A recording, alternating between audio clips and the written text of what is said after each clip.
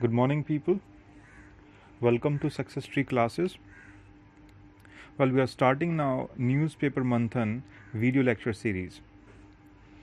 In this video lecture series of Newspaper Manthan, we'll cover current affair analysis, means analysis of the newspapers, the important newspapers, and important articles in them. For example, Hindu, Indian Express, Business Standard, Mint, these kind of the papers will cover.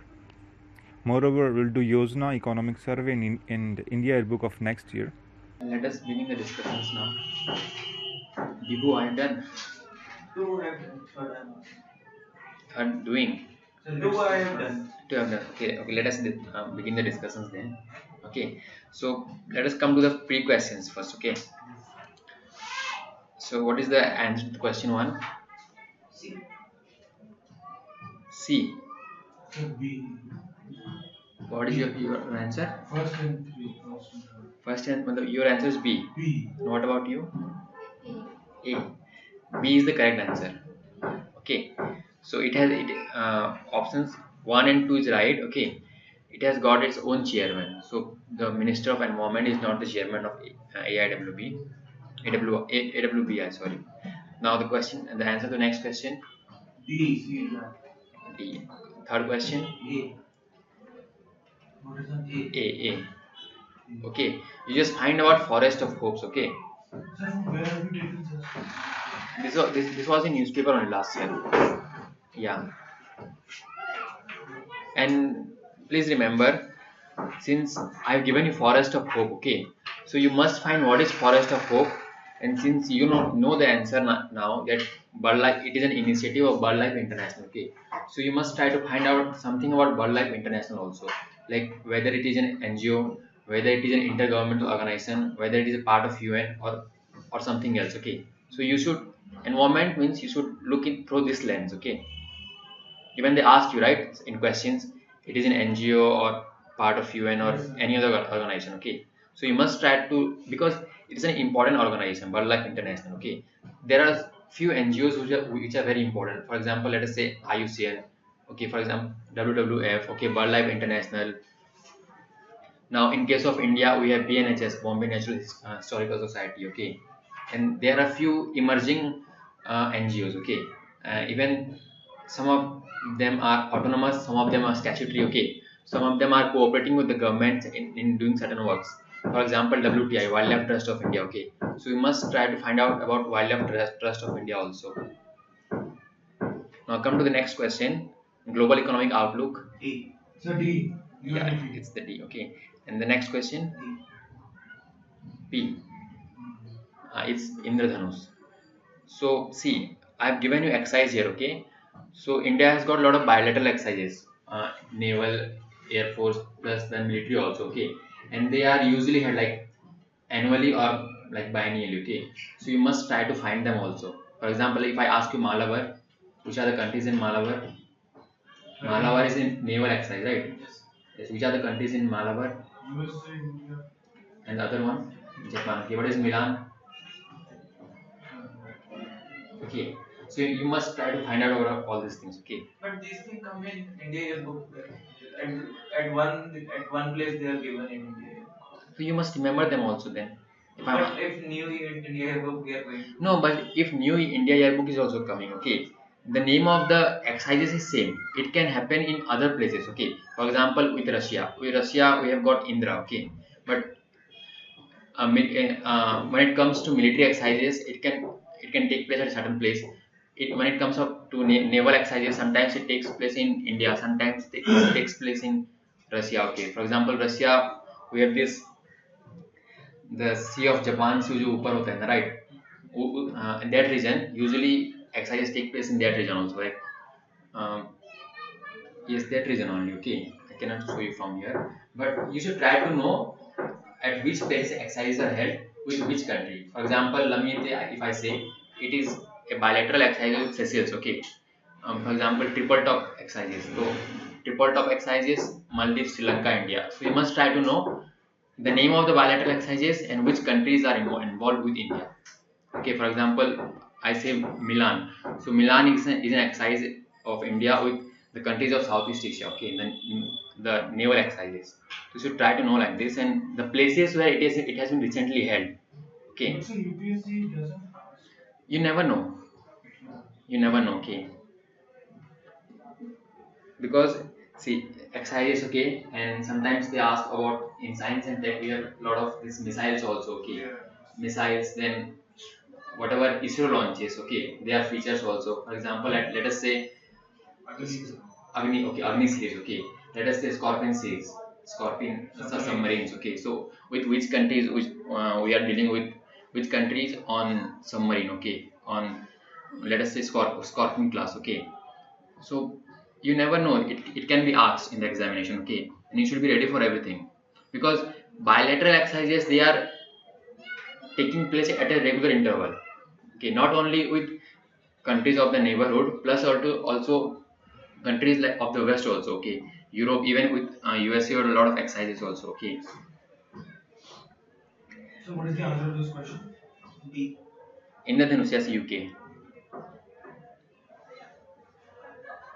That's annual. Annual thing or It's an annual, so it's a I'm giving it to you, okay, you check it with all the different countries, okay, whatever exercises we have, like for example we have the France also, okay. So you must check it, because it can be confusing at times. You might be knowing the answer. 2 point is very important, okay. In prelims, 2 point is really important. So you might be knowing the answer, but because we have a lot of exercises and the names are usually Hindi one, okay, the Sanskrit version. Sometimes you might get confused. Yes, Indra, I have read something with USA, something with UK. So you should not be confused and you should not lose your marks. Yes. Now, okay, now we'll discuss the article things, okay, like 6-7 articles to be discussed today. So you have to given you the handouts. Yes. Okay. So now let us begin with the second question. Okay, the thing on globalization. So did anybody answer the question? Which one did you answer? First one. Did you answer the second question? Yes. And you answer? First and second. Okay. Let us. Third and first. Uh, okay. Let us discuss the second question. Globalization one. Globalization. Globalization has led to a breakdown of institutional norms and a consequent decline of public trust in the state. Okay. Critically discuss failures of globalization and their implications in the context of the statement. So whatever statement has been given to you, you must try to highlight whatever you know in the context of the statement. Okay. So globalization is a part of paper one also, social issues, and it can be asked in paper three also, economic issues. Okay. So for paper one, you should try to prepare this kind of questions, okay, which I have given. Plus, when we'll be coming with more social issues, like for example, the impacts of globalization on Indian culture, okay, the impacts of globalization on Indian economy, that could be discussed in paper three, okay. The impact of globalization on women, okay. So these are certain aspects which are really important from paper one perspective. Especially they ask something around what government is doing, okay, political impact or economic impact, and impact on culture and impact of women, especially women and culture, okay. These are highly important from paper one perspective, and they can ask you anytime, especially Indian culture पे क्या हो रहा है impact, plus what is the impact on women, okay. Because globalization has been explicitly mentioned in paper one. Globalization, regionalism, there are certain theories that have been mentioned, okay, secularism. So you must prepare. See, it's simple, okay. If something has been mentioned, has been indicated in the syllabus, you must try to find out all possible things surrounding that topic, surrounding that particular topic, okay. For example, let us say urbanization. So there are different angles to look at urbanization, okay. For example, let us connect migration to urbanization.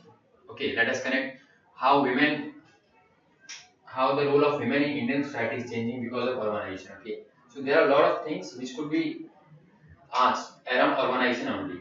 And if you have already prepared before exam, the whole idea of giving this question was to prepare you, to make you think around a lot of aspects that concerns one topic only. Okay, because if in exam it comes, okay, So you must not waste time on thinking. For example, I when I saw my clock, watch, okay, you guys came at 10:10, okay, and I asked you to close the discussion, close your writing at 10:45. So it's already 35 minutes, okay. But in exam, if you are taking 35 minutes to write two or three answers, believe me, by the end of 1 hour, you will be able to write only four answers, okay. And by the end of 1 hour, if you're writing four answers, then the 2 hours, okay, with 16 more answers to go. So it puts a lot of pressure on you, okay. So if by the end of 1 hour, if you're not completing around 6 to 7 answers minimum, so you need to run fast then in your next 2 hours, and it makes a lot of things hazy, okay. Because first you will, when you see the watch, you will have pressure on your mind, okay. Plus the quality of your answer may not be as good as it should be, right? So make this idea 1 hour, minimum 6 to 7, minimum 6 to 7, okay.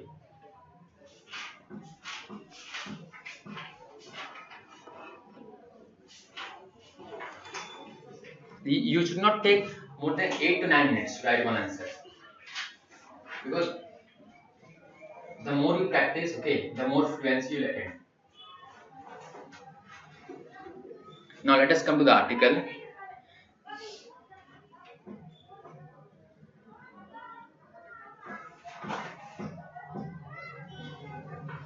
You can check also, okay, like last 3 4 year questions mains, okay. You can check what has been asked about the topics that have been indicated in paper one, especially socialist related, okay.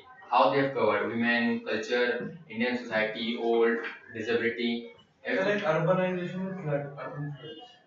No, urban affairs is a different topic. But it's because of the living in connected. So that's what I'm saying. That is a flaw of urbanization, and not only flaw of urbanization. How we have managed urbanization, that is a flaw on the part of the let us say the authorities. Okay, so different topics could be asked. So now let us come to the article. So which okay, tell you answer. Globalization integrated world markets. Globalization helped to bring new technology, capital, skilled manpower, more choices for consumer and better product choices. But globalization also led to a breakdown of institutional norms and a consequent decline of public trust in the state. Globalization failed on the following fronts. First, curbing the authority of the state to protect the domestic industry through limitation of imposing trade barriers. Second, providing new challenges for developing and underdeveloped countries such as sanitary and phytosanitary measures, requirements in goods being exported, example ban on Alfonso mangoes in UK. Third, domestic rules being changed to make them in synchronization with international laws and practices, example patent act being regularly being amended in India. Fourth, changing the nature of sovereignty of a country. Lawmaking is part of a sovereignty of a country. Now MNCs, FDIs, FPIs are dictating the lawmaking of a country. Socialist economic model is now giving a way to capitalist or mixed economy, not on the requirements of a country, but on the requirements of international players. And basically, and providing next point, providing equal level playing field for domestic industries in developing and underdeveloped, providing unequal level of playing field for domestic industries in developing and underdeveloped countries, and provide and hampering the new technology exchange due to protection of international laws like IUPAC. I have to write more. You have attempted, okay, but see, it has been asked that breakdown of institutional norms and a consequent decline of public trust, okay, public trust in the state. So how there has been an erosion, okay, in the eyes of public about the state due to globalization, that had to be addressed, okay. You have written, you have addressed certain things which are there in the article that we'll be discussing now, but there are a lot of things which are apart from that, okay. So in that, and now through this discussion only, you will be able to realize what point you have missed, okay.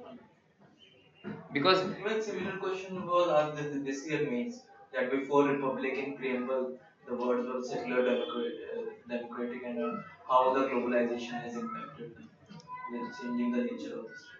no, I don't remember the question. Okay.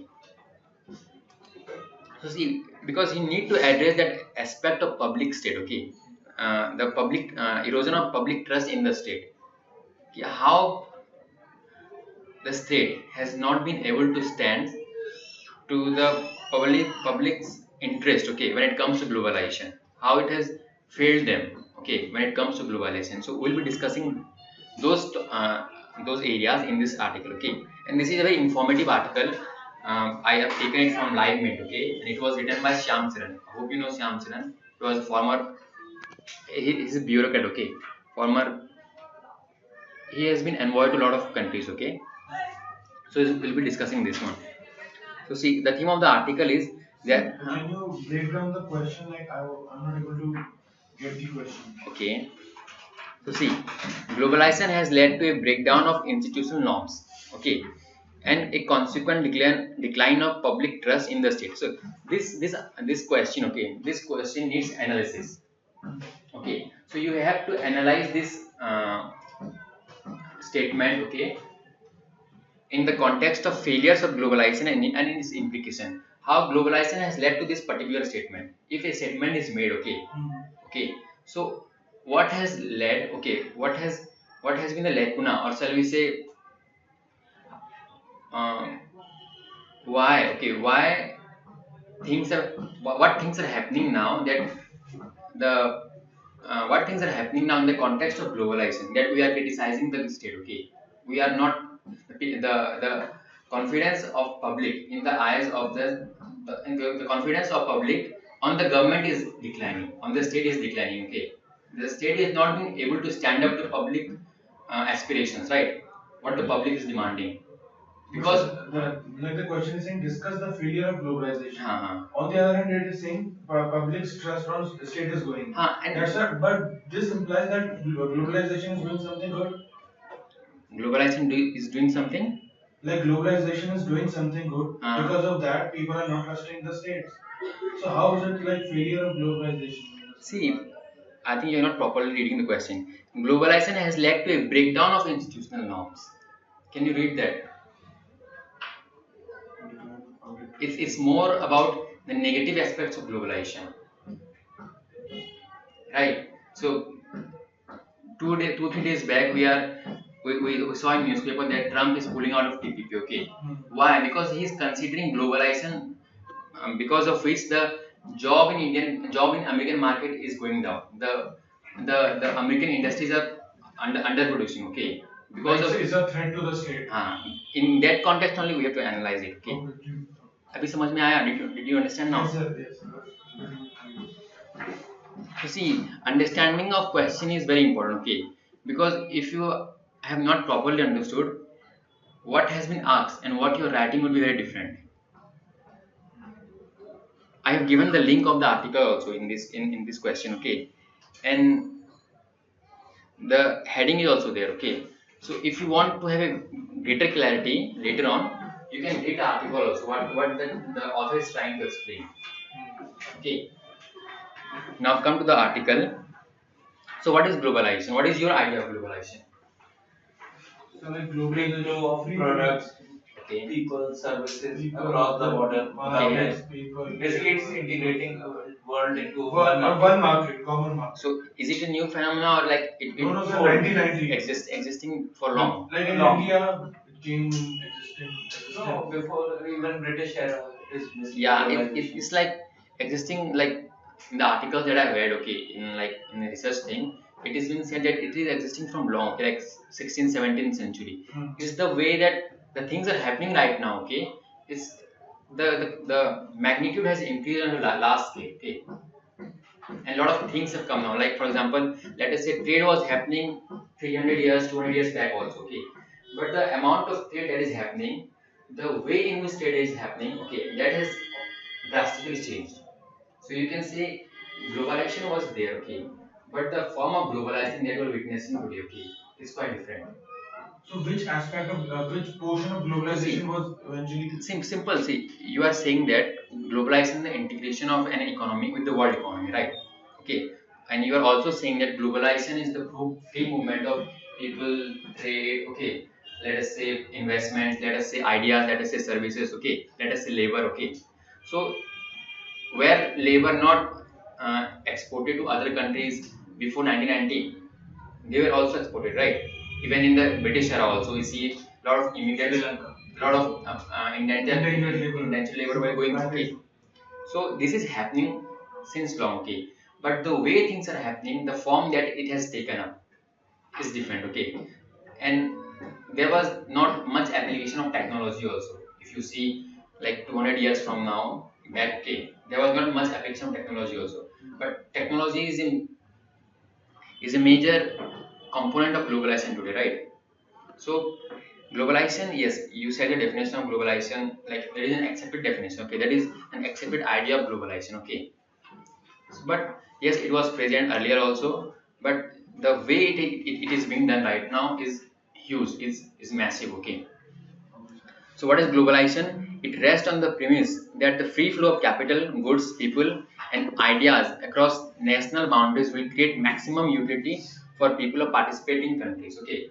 So people come together, okay, people come together linking different aspects, okay, and what they do, their economic growth is enhanced, okay, and economic growth also leads to social growth, economic growth also leads to political cooperation between different nations, right?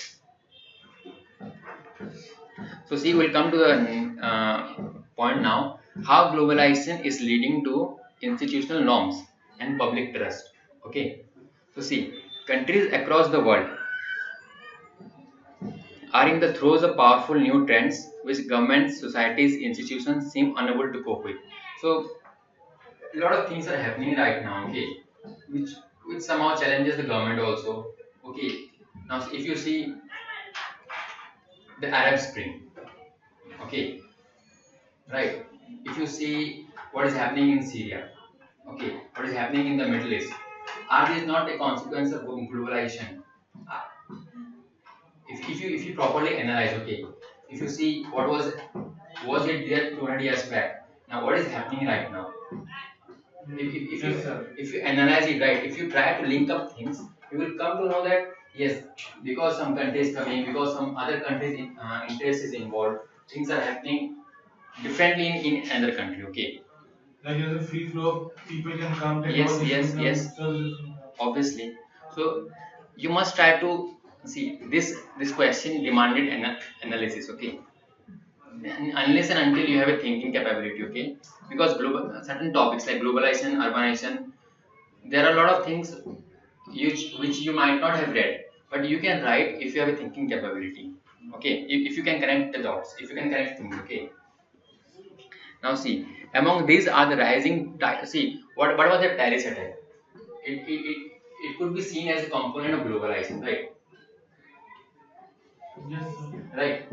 If something is happening in India, we cannot close our borders. See, we are so integrated in the world. Okay, we are so integrated that we cannot afford to be isolated, right?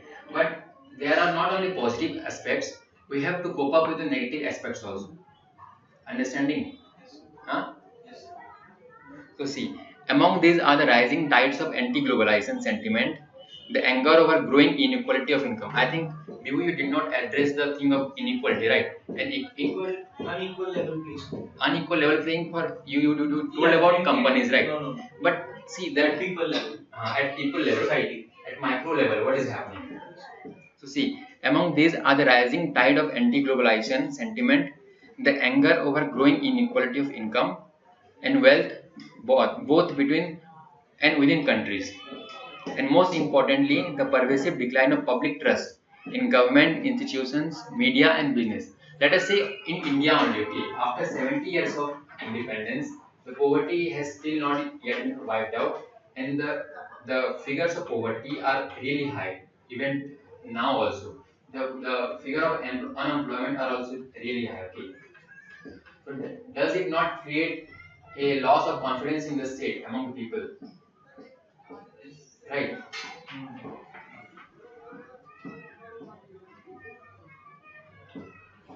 And see, and now can you talk more about this? Let us have an interaction on this topic. How do you see this topic? How does So, can you give an example? Like few days back it was mentioned that 8 people of the world are having more than 46% of wealth. that will be coming? That was a study by Oxfam India, right? Yes, sir. That will be coming. So now let us have an interaction. Let us. I want to hear from you your take on point two. How do you give your examples on point two? This only inequality. Yeah, inequality of income. After LPG, basically the Not only at India level. Okay, the question was not asked at India level. So you try to connect at the global level also.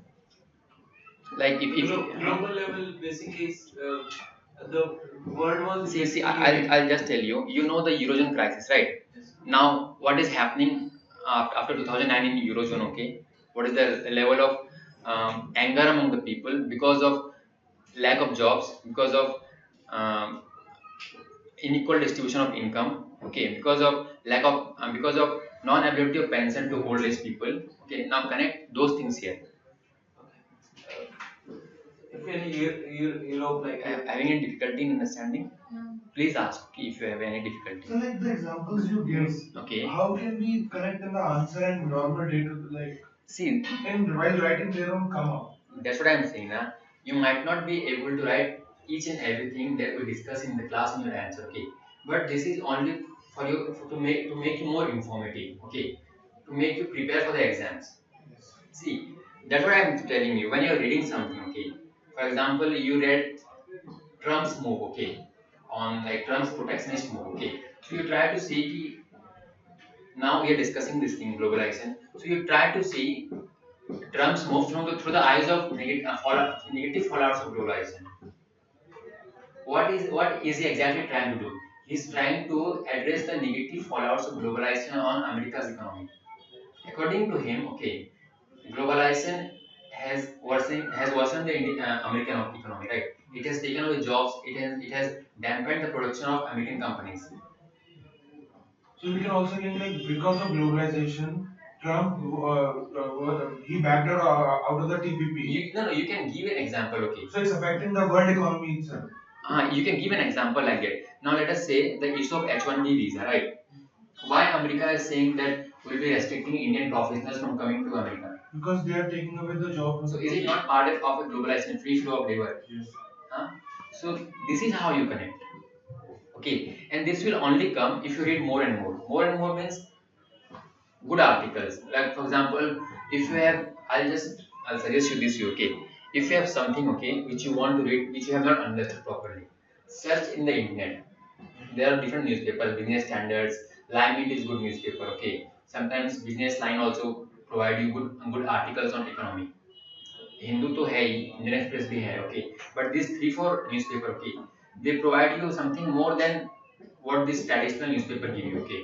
For example, the newspaper that we follow. So this article is from Live Mint, and believe me, this is a very good article. By the end of this article, you will get to know a lot of things. You can connect lot of examples, which you can fit those examples in the context of the article.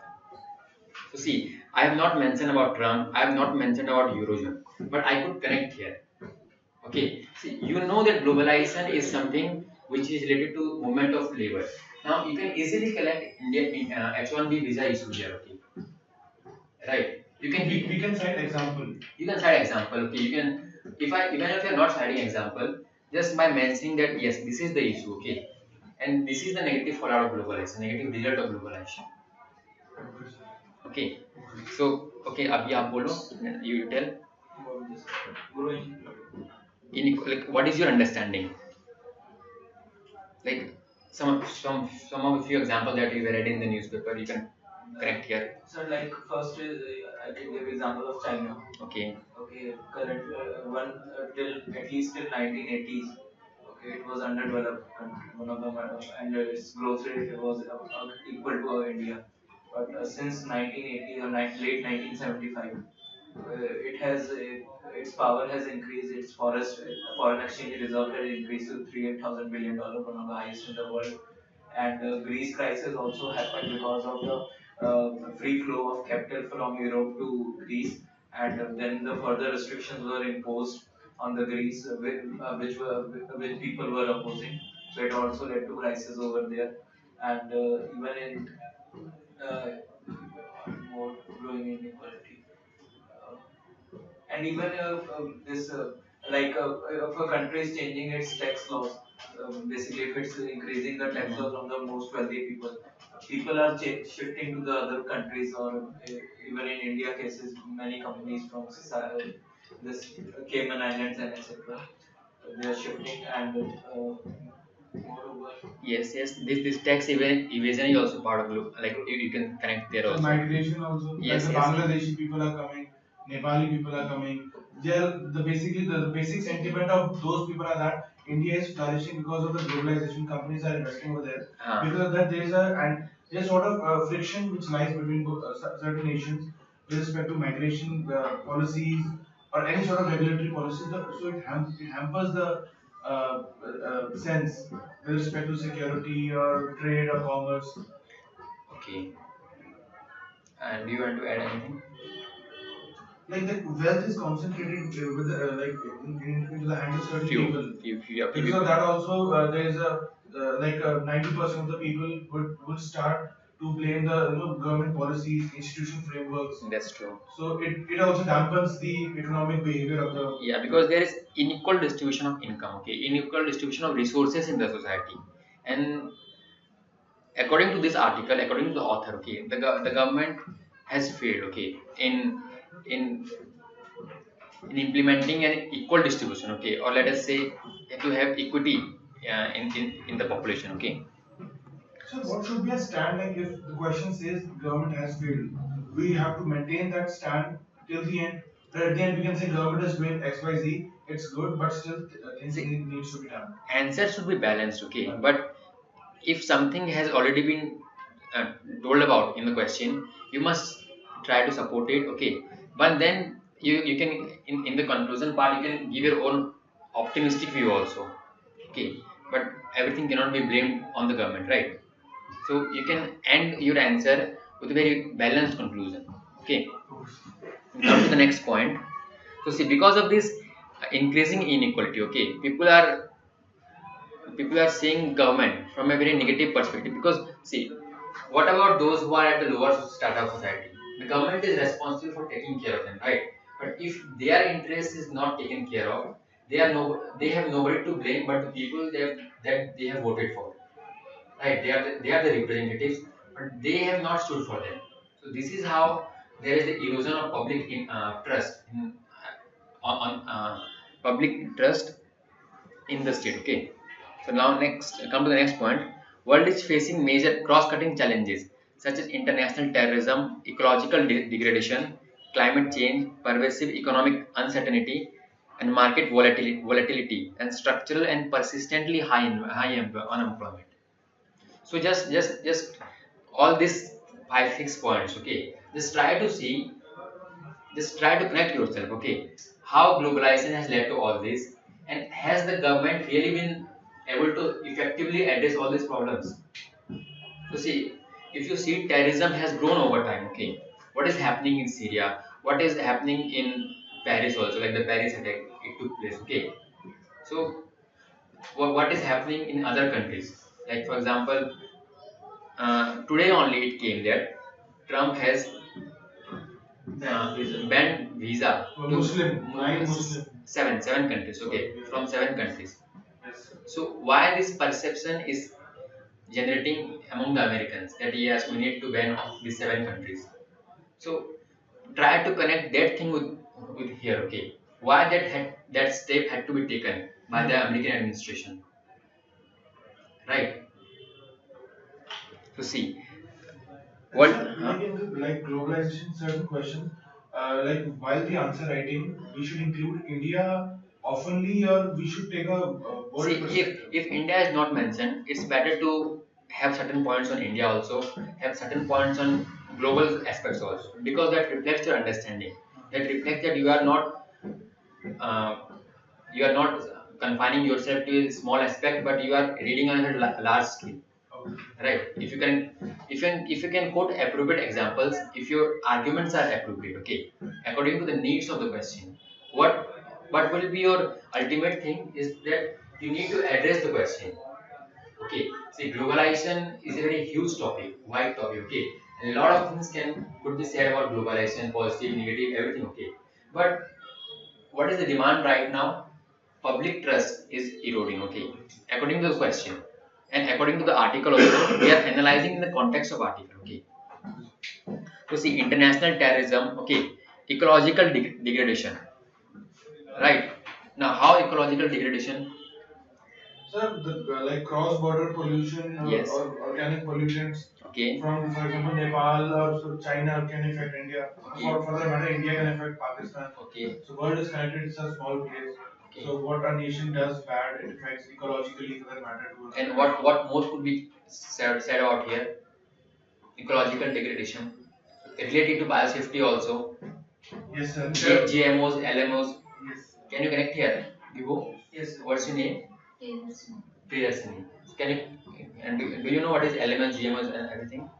Yes, sir. Living modified organism. They are bioattacks, Yes, yes. that will be.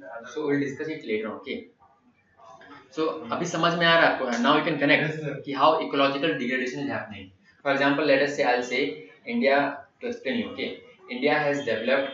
For example, say US has developed a version of a version of rice. Okay, so but its ecological viability is not yet known. And if it is brought to India and let us say it is cultivated on a wide scale, and suddenly the biodiversity is affected. Now that is called ecological degradation. Okay, so are you understanding what I'm saying? So see, अभी आप इस चीज को connect करो यहाँ पे कैसे हो रहा है, ठीक है, globalization करो and climate change also, you know, right? This pollution and all, pervasive economic uncertainty. Okay, there is a whole lot of uncertainty about market. For example, let us say the mere talk, okay, the mere talk of US Federal Reserve of increasing its interest rate, okay, can lead to a mayhem in the Indian stock market. Yes. Can you connect this? Yes. This economic uncertainty. Yes. The sentiments of investors, it suddenly goes down. For example, let us say the RBI is going to have its bi-monthly that economic meeting, right? The economic review meeting. Okay. So there is a whole lot of uncertainty about whether it is going to raise its interest rate or lessen its interest rate. So उसके basis पे भी ना market crumble कर जाता है कभी कभार. Sensex goes down, okay, Sensex goes up. So this is not the fallout of globalization. Yes, sir. Right? And market volatility and structural and persistent high employment. And now this is easier, right? Yes, sir. So see, capital intensive technologies on the one hand and immigration on the other are the negative fallout of globalization. Now can you explain me this? This is very important and very easy also if you have read properly. So basically, capital intensive technologies are coming in developing countries. It is basically forcing out unskilled labor. Okay. That's one of the challenges in India. Immigration on the other, immigration people are preferring to go to developed countries directly, basically through legal or illegal routes, and basically it is affecting the demographic and also the economic conditions over there. Basically, they are a burden, but they are not a burden on infrastructure, but they are claiming the part of the infrastructure which was originally for the citizens of a country, and it is also basically. So like resource sharing, it hampers original domicile people. And also when these people come, they come with their See, tell in the context of point, okay, capital intensive technologies on the one hand and immigration on the other. If any understanding, na, please ask, okay. Abolium, Nadal. So see, I'll explain you, okay. Capital intensive technology, okay. More and more automation is happening, right? Okay, we are employing more and more heavy machinery in our industries. So what is that leading to? Unemployment, right? Now, so let us say a Maruti Suzuki plant, okay. So if you have read in the newspaper, okay, that Manesar plant, okay, Suzuki wala, that is employing more and more machines, okay. Now the work of human labor, okay, the human labor is being replaced by machines, okay. Now let us say America, okay. If more and more machines are employed in America, so obviously less and less Americans will be employed in American industries, right? Now over that thing, okay. Now if Indians are migrating, won't the Americans resist? Because the Americans are already having less jobs because of capital intensive technologies, because of automation. Now उसके ऊपर अब Indians आके उनका job छीनेंगे, right? Are you getting it? Yes. अभी picture clear हुआ? Yes, sir. Very good. So this is the negative fallout. Okay. Now let us say example Brexit in UK. Now do you know what exactly was Brexit? Yes. Right? So Brexit क्यों हुआ? Because of single market, there was no restriction in mobility of people, and more non-British residents were coming to Europe, coming to Britain, okay, for unemployment. Because of that reason, the jobs in Britain was shrinking, right? And Donald Trump's famous wall to keep the Mexican, ये तो बोल चुका है अभी वो, That you will pay हाँ. money in building the. because he wants to prevent the Mexicans from crossing the border to America, right? Same. So very good article. Okay, now everything will be clear in your mind. Okay, where to connect, how to connect, and which are the appropriate examples to be quoted, right? And I'm not telling you only from India's perspective. I'm just trying to connect at a global level, right? So are you able to connect? So we can mention this Donald Trump, etc. Yes. See, you can mention anything which you think fits your answer, fits your argument. Your example must support your argument. Okay. See, relative deprivation and inequality. Even those who are better off today than they were before benchmark their current economic status against the most successful and feel frustrated. This is simple. Okay. Now come to the next point. There is no doubt that overall both incomes and wealth have risen as a result of globalization. See, this is a positive aspect of globalization. Okay. Now, globalization is not responsible for everything, but yes, globalization is responsible for certain things also. Okay. But more importantly, of technological innovation such as the digital revolution. There is less poverty in the world today than at any time in human history, and technology carries the promise of delivering even greater economic gains in the future. But even as the bottom has moved up, the upper layer has gained more. In relative terms, inequality has increased. Now, can you understand this? This is self-explanatory. Yes. Okay, relative inequality has increased. Okay, no doubt globalization has led to numerous positive impacts. Okay, numerous positive results. The economic standards of people have increased. Okay, Richer are getting richer. but yes, but the picture is not perfect everywhere. Okay, in certain countries something is happening, but in large number of countries unemployment is increasing, inequality is increasing. Even in advanced countries, okay, the amount of money, that amount of resources that the richer are having, okay, it is way above than the let us say the middle strata people also, okay. So the relative inequality, the last sentence, okay, the relative inequality has increased.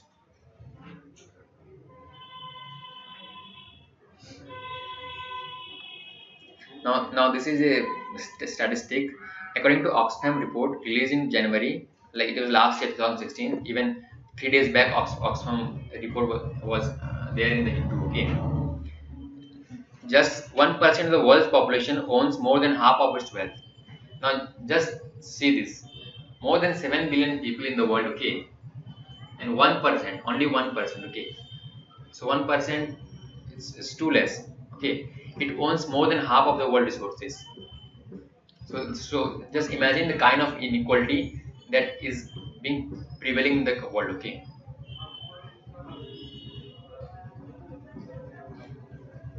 but there are important variations. But see, this picture is not uniform. Okay, in certain countries inequality is relatively less. In other countries inequality is relatively high. So see why this is happening, because of the steps that the government have taken. So see, if you read, okay, I'll just tell you, okay. If you followed newspaper last year, there was this often quoted book of Thomas Piketty, okay, Capital in the 21st Century. Capital in the 21st Century, it is the bestseller, okay. So it was repeatedly quoted last year in the Hindu, in almost all newspapers, because it was a bestseller, okay, and it was repeatedly quoted in almost all newspapers of the world, okay. Thomas Piketty, Piketty, okay. So I'll just ask you if you are interested, okay, just to see this relative inequality thing, okay, how things are going on in the world. I'll ask you to Google it, okay, Thomas Piketty's argument in The Economist. Believe me, What is the name of the book? Capital in the 21st Century. Capital in the 21st Century. He's an economist, okay. So he has explained clearly, okay, in his book, how this inequality is increasing, okay. How the now I don't exactly remember his argument, but yes, this is the argument only. It's about inequality, okay.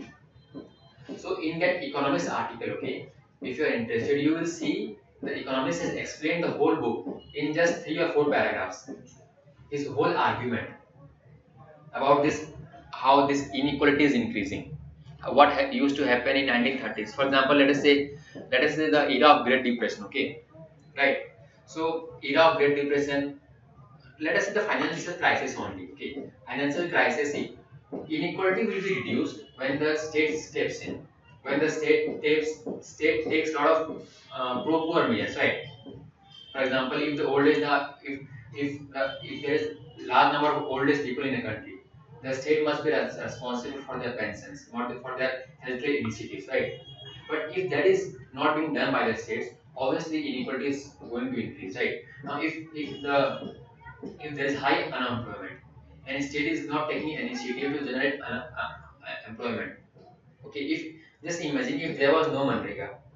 Now Manrega is like it has been there for a few years, okay. So for example, let us say if there was no Manrega, just imagine the status of rural India. How many number of people would have been unemployed in rural area if there was no Manrega? Right, so these are the pro steps. These are the steps taken by the government to reduce inequality. Okay, so that is an interesting take. Okay, if you want to read, it's just a 4 paragraph article. So see, this picture is not uniform throughout the world. Okay, for example, there has been while there has been a significant rise in inequality in the US and UK, Japan and Scandinavian countries in general present a more egalitarian picture even at high levels of prosperity. So see, Scandinavian countries, okay, it is Denmark, Sweden, Finland, okay, these all countries, their governments have been proactive. They have taken steps to reduce inequality, okay, among the youths, to take care of the oldest people, okay, and that is the reason why, like, if you see, the Eurozone crisis, okay, did not spread to those regions in a very wide scale. Now, if you see countries like Greece, if you see countries like Spain, Italy, even in Germany, okay, there is widespread opposition to the government. There is large number of protesters on the road, okay, opposing the government for even for basic necessities also. But in these countries, the government have dealt it quite in a good way, okay. Now, even in Japan, see, Japan has got large number of old people, okay. If you see the demography of Japan, okay, but the government has taken care of them in a very good way. So see, the difference is accounted for by deliberate policy choices by the state. This is what I was trying to concentrate on. Now, how the state is formulating its policy, considering the youth, considering the women, considering the people who are about to retire from their jobs, what they will be doing after their retirement, okay, how much pension they will be getting, how much pension, what is the criteria for pension, what is the minimum pension that they should be getting, okay. So all these things are decided by the state, and this is how inequality is reduced, okay. And in certain countries, the state have performed well in meeting all these things, and in certain countries where the states have failed, you must be seeing how people are on the streets, right? So see, there is nothing inevitable about inequality as a consequence of globalization or technical change. Okay, this is simple. So see, now come to the next point. When chief executive officers, this is an example, okay, he's trying to make us understand through this example. When chief executive officers in the US or Europe vote vulgar compensation packages for themselves, when billions may be made through speculation in capital and financial markets. then the distress over inequality is understandable. See, just because of mere speculation, stock market sometimes rises, stock market sometimes fail, and a lot of people, okay, sometimes they gain a lot of money, sometimes they lose a lot of money. So obviously, this will be resented by people, okay. This is bound to create anger among people, because the people who are benefiting, okay, their percentage is minuscule, their number is very low, okay, and a large number of people are at a suffering end. So see, when the state is seen as complicit in this unscrupulous aggrandizement, people anger boil over, and we have the Occupy Wall Street phenomenon. This is quite simple, okay. Now, if the state is hand in gloves with those who are getting richer and richer, okay, if the state is continuously supporting them and not taking pro people policies or not formulating pro people steps, obviously there will be higher resentment. समझ आ रहा है? Now see, let us discuss this. But is globalization the only culprit? Okay. Now, is everything happening because of globalization? Now, in this context, we will discuss how state has failed. These were the examples, lot of arguments. Okay, what are the negative fallouts of globalization? Okay. So see, globalization. See, but it is not globalization as such which is to be blamed, but rather the failure of public policy and governance. The state has mostly abdicated its responsibility to ensure equitable distribution of gains of globalization. Understanding? Come to the next point. It has failed to empower entrants to the labor market with the skills and capabilities required to deal with technological and managerial challenges and opportunities that are being spawned by globalization. So see, after a period of around 70 years from independence, the government has taken the step of Skill India. When there is a lot of talk about India's demographic dividend, transforming into demographic liability, okay, unless and until the low skill perspective, okay, among the Indian youth is addressed, okay, obviously it is going to be demographic disaster of a catastrophic scale. If you have heard the speech of Satish Tharoor in YouTube, okay, when he talks about the demographic dividend of India, okay, if you follow his talk in TED Talks, okay, in YouTube, okay, so where he mentioned all these things. Now, if we do not address the skill sets of Indians, okay, obviously large number of millions of youth are in Indian youth are in the employment category right now. But if their skill set is not enhanced, are they suitable for the changing needs of that industry, changing needs of the economy? This is where the state has failed. Okay, this is where the state has not empowered them. Right, and this is where the anger of public lies. Because if at the age of 25, if somebody is unemployed, if somebody is not able to manage his or her home, obviously he will be frustrated. He will be frustrated at home. He will be frustrated at the people who for whom he or she has voted for. But that's because of government jobs. Huh? Government jobs in India. There are not government jobs in India. Because of government job. I'm not getting it. Lakhs and lakhs of students sit for exams. Because of that unemployment. So this is the same thing, right? Because they are not equipped with skills. Now, for equipping someone with skills, his or her educational level should be of that level, okay, right? But if the government is not taking the responsibility for educating people, with equipping people with a very higher set of skills, now how they are supposed to get employment? Because the needs of the economy is changing, okay? The industry is demanding something, and that is not present in the use of today.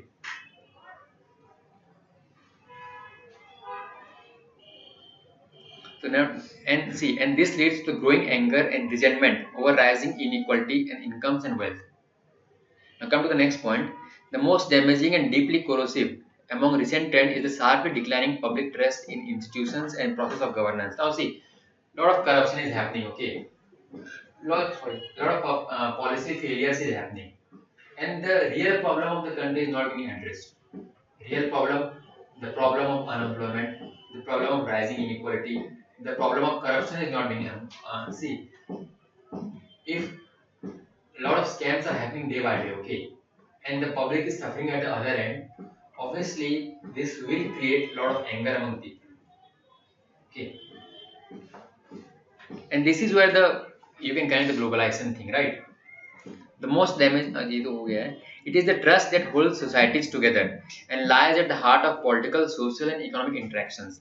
At present, citizens no longer trust their governments, even those they themselves have elected. Okay, faith in civil society organizations and media, which should be holding government accountable, has plummeted, and they have become deeply suspect in public perception.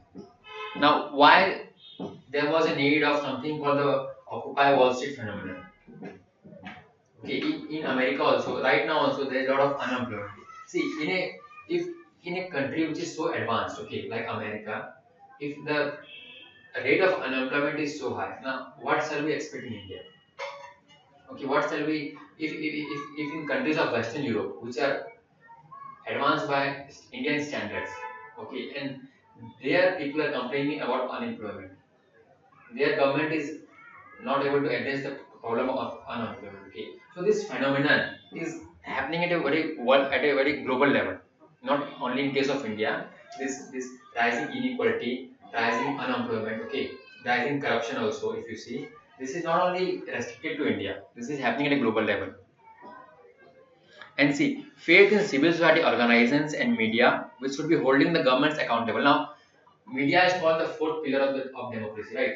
But it is also being corroded. It is also like people are seeing media with a negative eye, like media bika hua hai. It is taking the stand of the government. It is taking the stand of the corporate world. Okay, it is taking the stand of those who are funding it, right? But media is supposed to be the speaker of the people. Okay, it should represent people's problem to the government, but that is not happening right now. Okay, and even civil society, okay, the voluntary organizations, they are also handing gloves with those who are corrupted. Okay, those who are formulating policy which are not yielding any result, right? So these are the fallouts of like this is right now things are happening. Okay, and see, civil society organizations, media, people generally look towards them for making the government accountable, okay, for eliciting answers from them, from the government, okay, but that is not happening. Now we have this section in paper 2 called pressure groups, right? Pressure groups, okay, so you can write about pressure groups. It is usually the civil society organization and all, okay.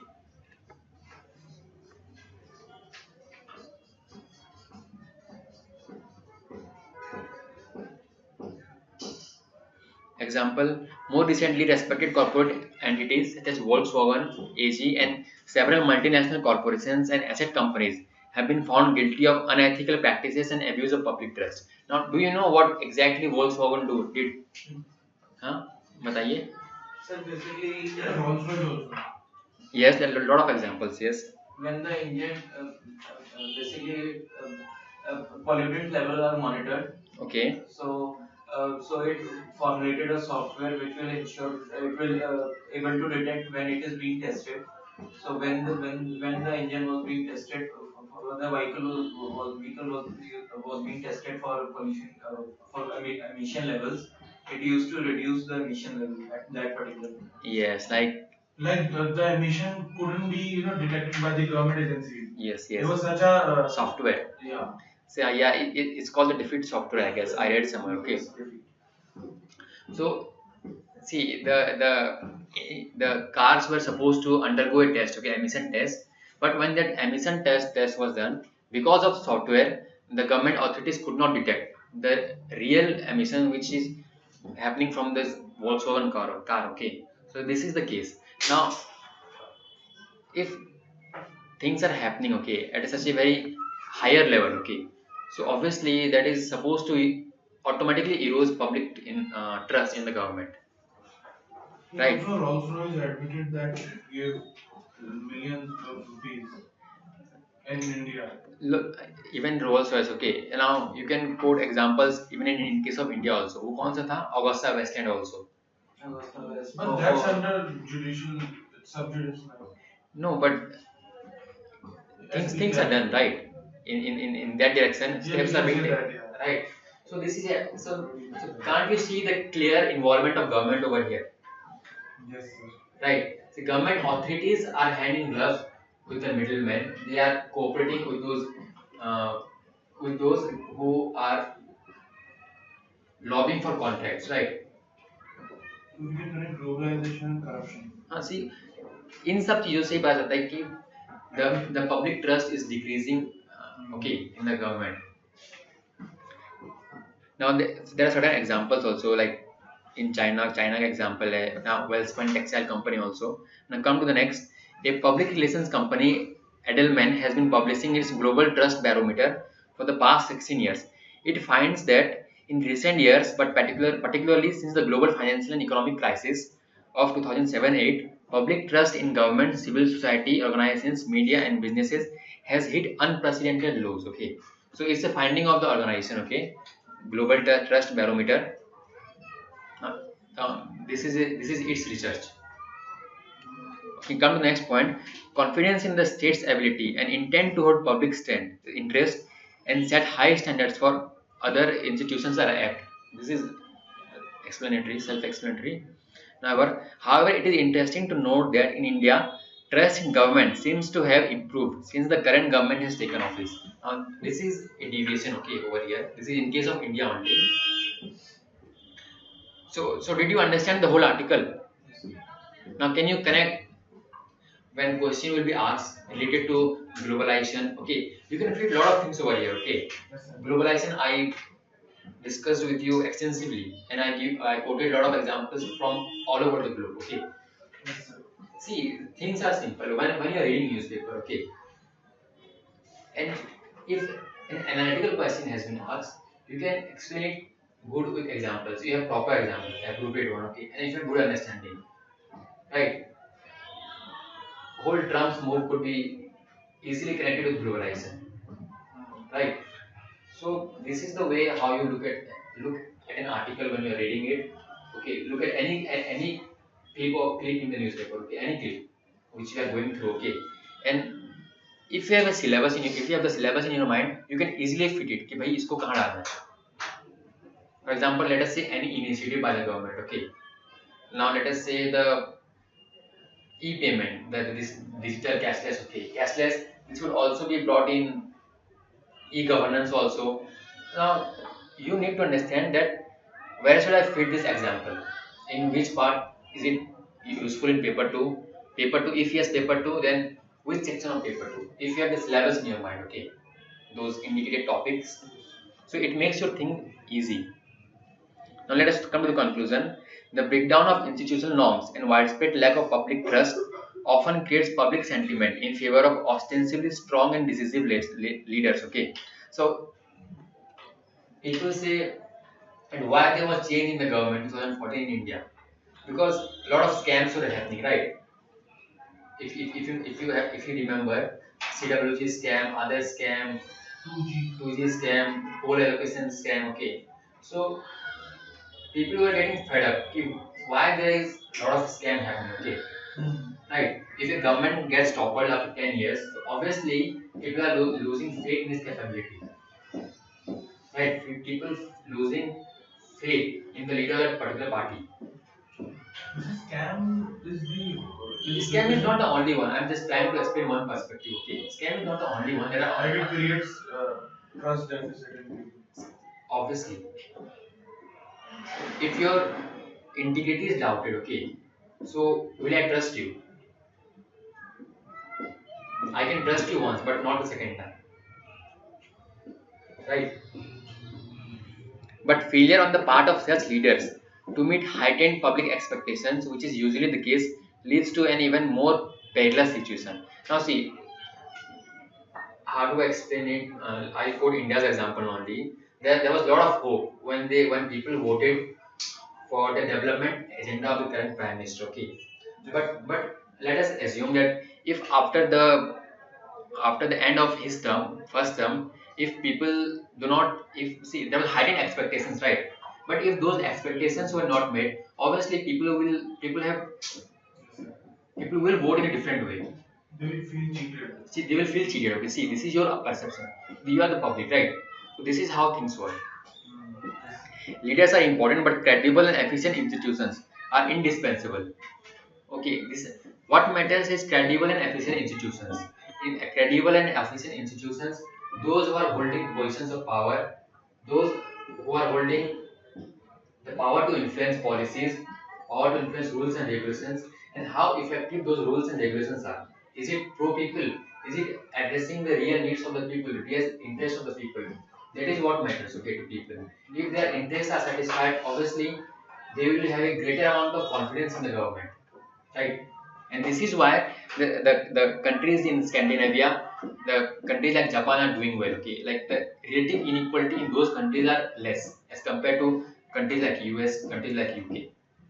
And sir, in India and other countries, like there was an article that said that political leaders, in order to gain political mileage, for example, like our prime minister, he said that after a certain time frame, XYZ thing would be done. So the author said that this sort of mentality should be avoided by political leaders, like setting a time frame for like people raising the public, maybe getting the public into it. Exactly. Yeah. Still, the things are they aren't being delivered. So that is a completely political perspective. Okay. Now that what motives the leader might have, that is a completely different thing. With what aims and objectives he is telling something, and is he going to really make that thing? That is complete thing, and it's a political commentary, and which is of much less use in our sense. And see, political articles are not supposed to be read. I personally believe that not supposed to read means you can read for your own information, but that is not from exam point of view. He is not going to, the examiner will not be asking you about what did the prime minister say, and although all those things are not really important. Okay, but you should try to see if there is an economic angle, if something is happening. Okay, it's not just you should bluntly ignore, but you should be aware of things. Now, leaders are important, but credible and efficient institutions are indispensable. In India, the higher judiciary, constitutional bodies such as Election Commission and the CAG enjoy a higher degree of public trust, but they are exceptions. The exceptions must become the norm in if India is to fulfill its credible promise. This is the conclusion. Okay. Now, these are the some of the institutions which have uphold public integrity, which are upright till now. Okay, so all institutions, okay, which are really important for public, they must try to follow these examples. This is how it has been concluded. So I hope you got a better understanding of the question, of the whole idea of globalization, the increasing public deficit in the state. Okay, so any doubt? Okay, now this is a film type question. Okay, in the next article, India to fill strategic reserve facility at Mangaluru with oil from UAE. So in the last question, if this question comes in UPSC, we can end by with the help of this conclusion. Yes. Election Commission and CAG. Yes, you can use that. You can say that. See, these are the institutions which have stood up to public expectations. Okay, and they have delivered many times. Okay, but then you can say that yes, the other institutions which are responsible for catering to public aspirations, they must also follow this standards set up by these institutions of higher repute.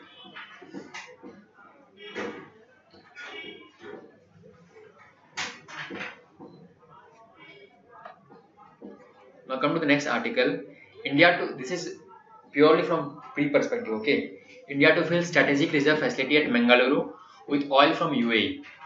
Now, did you read this clip in your newspaper? No, yes, sir. Right. So, where are the three strategic petroleum reserve for India? Visakhapatnam, Mangalore, Padur. Okay. So, do you know what is this concept, Achin? No, sir, no.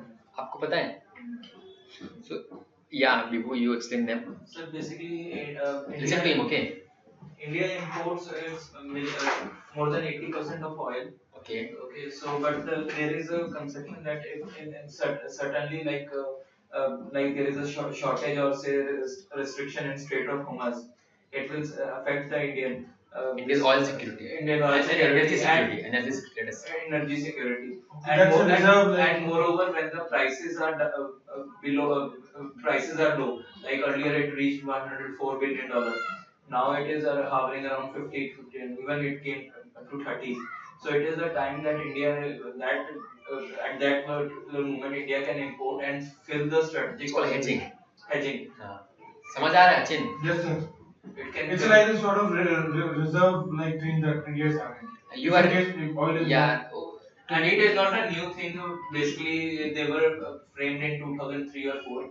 So, but no action has been taken till now. So see, it's like creating a reserve, okay, of oil, so that you can meet your energy security emergency, the needs of energy security at the time of emergency. Okay, for example, let us say we import lot of maximum of our energy from the Middle East, right, from the Arabian countries, but we also know this that the Arabian countries are inflicted with a lot of problems, the problems of terrorism among them. Okay, the most important was the problem of terrorism. So we do not want our interest to be a hostage of this geopolitical dynamics of the particular region from where we import our oil. Okay, so this is very important for all energy security. So what we did, okay, we created 3 reserves at Visakhapatnam, at Padur in Karnataka, and at Mangalore in Karnataka. Okay, so there we have stored oil from our major importers. For example, let us say from Iran, from Iraq, from UAE, from other countries also we are trying to do. We have floated, okay, the tender for oil and all. समझ में आया कि concept क्या है इसका? And which are the 3 places? Let me hear from you. Padur. वहाँ it's been given over there. Just check the article, okay, once. Now see, India signed the deal, okay, with UAE. See, UAE का oil कहाँ store होगा? Mangalore में, okay. That is not important. What is important is the places that you must remember, okay. We have this oil reserve facility, strategic petroleum reserve, okay. Now see, you can easily go through this article, okay. At the last, fact check for prelims. The last para, okay. To ensure energy security, the government of India had decided to set up 5 million metric tons of strategic crude oil storage at 3 locations, namely Visakhapatnam, Mangalore, and Padur. So at these 3 locations, we have SPR, strategic petroleum reserves. Okay.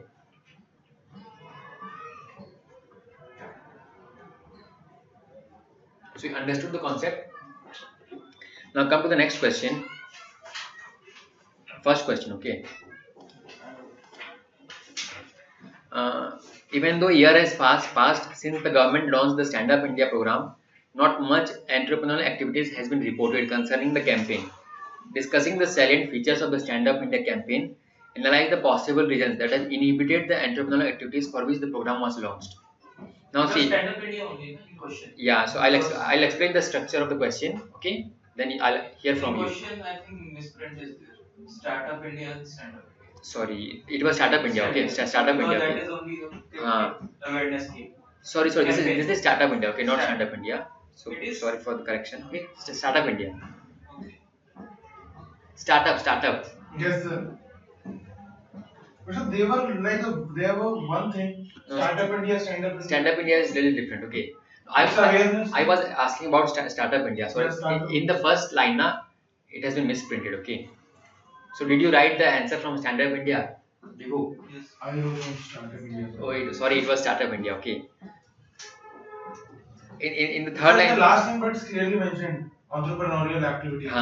Features of the Startup India campaign. First line mistake हुई print में. But still I will hear it from you. Okay. अभी आप tell me your answer. So did you write? Yes. Okay, we'll discuss it. Entrepreneurial culture and startup boom have changed the face of the world economy. India's economic spectrum too found itself bombarded with startups in the last decade. Government of India took into account the same and eventually launched the Startup India campaign. Features: Government of India shall provide congenial environment for entrepreneurship in terms of funds, technology, and enabling government machinery for a smooth launch of startup in India. 2. A Startup India fund was created by Government of India with an initial corpus of 100 million that shall not lapse with ending operating timelines. 3. Special focus on women SC/ST entrepreneurs who lack initial seed funding from the market. 4. In collaboration with Niti Aayog, Government of India established Atal Tinkering Labs to help budding entrepreneurs to help them understand basic know-how of industrial scenario and market forces. Fifth, Government of India under the Ministry of Skill Development developed entrepreneurial centers to help aspiring startups build institutional skill capacity. 7. Government of India eased the registration procedures under the Companies Act 1965 to minimize the time for the startup to get registered as a company or firm in India. Now, the factors or challenges that affect the Startup India program. First, irrespective of the proposed scheme, government machinery still lacks the robust procedural nuances to enable startups in India. 2. Non-devolvement of corpus under the Startup India program. The funds still lay unused as proper allocation is not initiated. Next, lack of political will and administrative intent. Next, no follow-up after the scheme was announced. Next, lack of communication channel between the government agency and the entrepreneurial stakeholders. Next, the policy framework needs to amend with changing demographic requirements. Next, creation of startup fund managers could be a possible solution for effective resource management and proper fund allocation. Last, more transparency and robustness needs to be infused into the startup program for it to function to its full potential. Startup worldwide have revolutionized the way business functions and how economies perform. India, with a gigantic demographic dividend, needs to plan more effectively and cater to the needs of new entrepreneurial seeds, which shall eventually help our nation and economy and commerce prosper. Okay, I heard your answer. Um, you have mentioned features, okay, that is fine. And the challenges one, na, okay, the second part of the article, you have addressed it good also, okay. But the question was, in the past 1 year, okay, past 1 year, not much activity has been seen, okay. So maybe in the context of the article, right, we'll get to know more about it. Okay, your challenges are good, but it is quite general also at times, okay. It seems quite general also, but the demand of the question, okay, the article will address it, okay. What is your answer? You wrote about Stand Up India. Stand Up India is about those STSC women, right? Yes, Yeah. entrepreneurship in that. Yeah. Because it's also an entrepreneurship. So Yeah, that was a But still misprint. you can read. You can still read, yeah. You can still read your answer. okay. Stand Up India was launched in April 2016 to support entrepreneurship among women, SC, ST communities, and OBC. Features of Stand Up India as under it will provide loans from rupees 10 lakh to 100 lakh for establishing new businesses. It aims to make India as a developed nation by 2022 by boosting entrepreneurship. Applicant must be a member of SC, ST, and OBC community. Women candidates can also apply, especially widow women. The company must be a registered LLP partnership or individual entity. The age of company must not exceed 5 years. Certification from DIPP is necessary. Annual turnover must be less or equal to 25 crore. The entrepreneurs will be given RuPay debit card for withdrawals. Other than facilitating loan, entrepreneurs can avail several support services like training, marketing, etc. Refinance window will be available initially, set up with a corpus of 10,000 crore through Citi. Credit guarantee will be set up with corpus of 5,000 crore through NCGTC, National Credit Guarantee Trustee Company Limited. A separate web portal for purpose of serving loan seeker with online registration is also open. A detailed credit history of all the borrowers will be developed. Reasons inhibiting entrepreneurial activities in India. First, economic factors. Capital, loan, raw materials, and market are the main economic factors. India basically lacks adequate capital for investment purposes. Majority of labor, though cheap in India, is still unskilled. Raw material available is dependent on political, climatic, and social factors hampering adequate and regular supply of raw materials. Second, social factors. Indian society is not gender neutral. As such, more than half of India workforce is unable to seek employment or start up their own businesses. Social pressure keep women, SC and ST from rising up and be an important part of entrepreneurship development in India. Third, government policies. The government, by its action of failure to act, has failed to act to influence both economic and non-economic factors. Political will and administrative commitment is still lacking in India due to give necessary boost to entrepreneurship. Fourth, post LPG global competition. Globalization has opened Indian markets to foreign companies. Cheap and better quality products flooded Indian market, making it hard for small business to compete in domestic market and further expand. Fifth, finance sector has been hesitant to provide loans to small businesses in India. You have written well. I mean, like Stand Up India scheme, it was not part of the question, but yes, you have addressed most of the features of Stand Up India scheme and plus problems also. So we'll discuss Startup India. Okay. So the entrepreneurship was also given. Yeah. I can understand that. There was a little printing mistake. Now let us come to the article. Okay. See, Achin, you have written the Startup India, right? And for all of you, we'll discuss what are the silent features of Startup India. Okay. Since I was expecting this question to be part of 2016 mains, but it was not there. Uh, there was this smart city question. There was this question on smart city. Okay, but I was expecting this question because government promoted this Startup India on a very wide scale, like last year, and it was in January only last year that the scheme was launched. Okay, but it did not appear, so you never know, it might come this year also. Okay, and it is an important initiative by the government of India. So see, in January 2016, the government launched the Startup India campaign. But even after 1 year, a handful of startups only have managed to get benefits of the program. Okay, so now come to what is Startup India program. Okay, so here we will see what are the features, salient features of the program. Okay, so see, the aim of the program is to build a strong ecosystem for nurturing innovation and startups in the country, which will drive economic growth and generate large-scale employment opportunities. So see, the aim of the program is to build a ecosystem for nurturing innovation. Okay, so mainly what people are coming with new ideas. Okay, so that has to be implemented through this program. Okay, and startups in the country, which will drive economic growth, and also the second motive is to generate employment. Okay, so silent features of the Startup India are as follows: simplification and hand holding.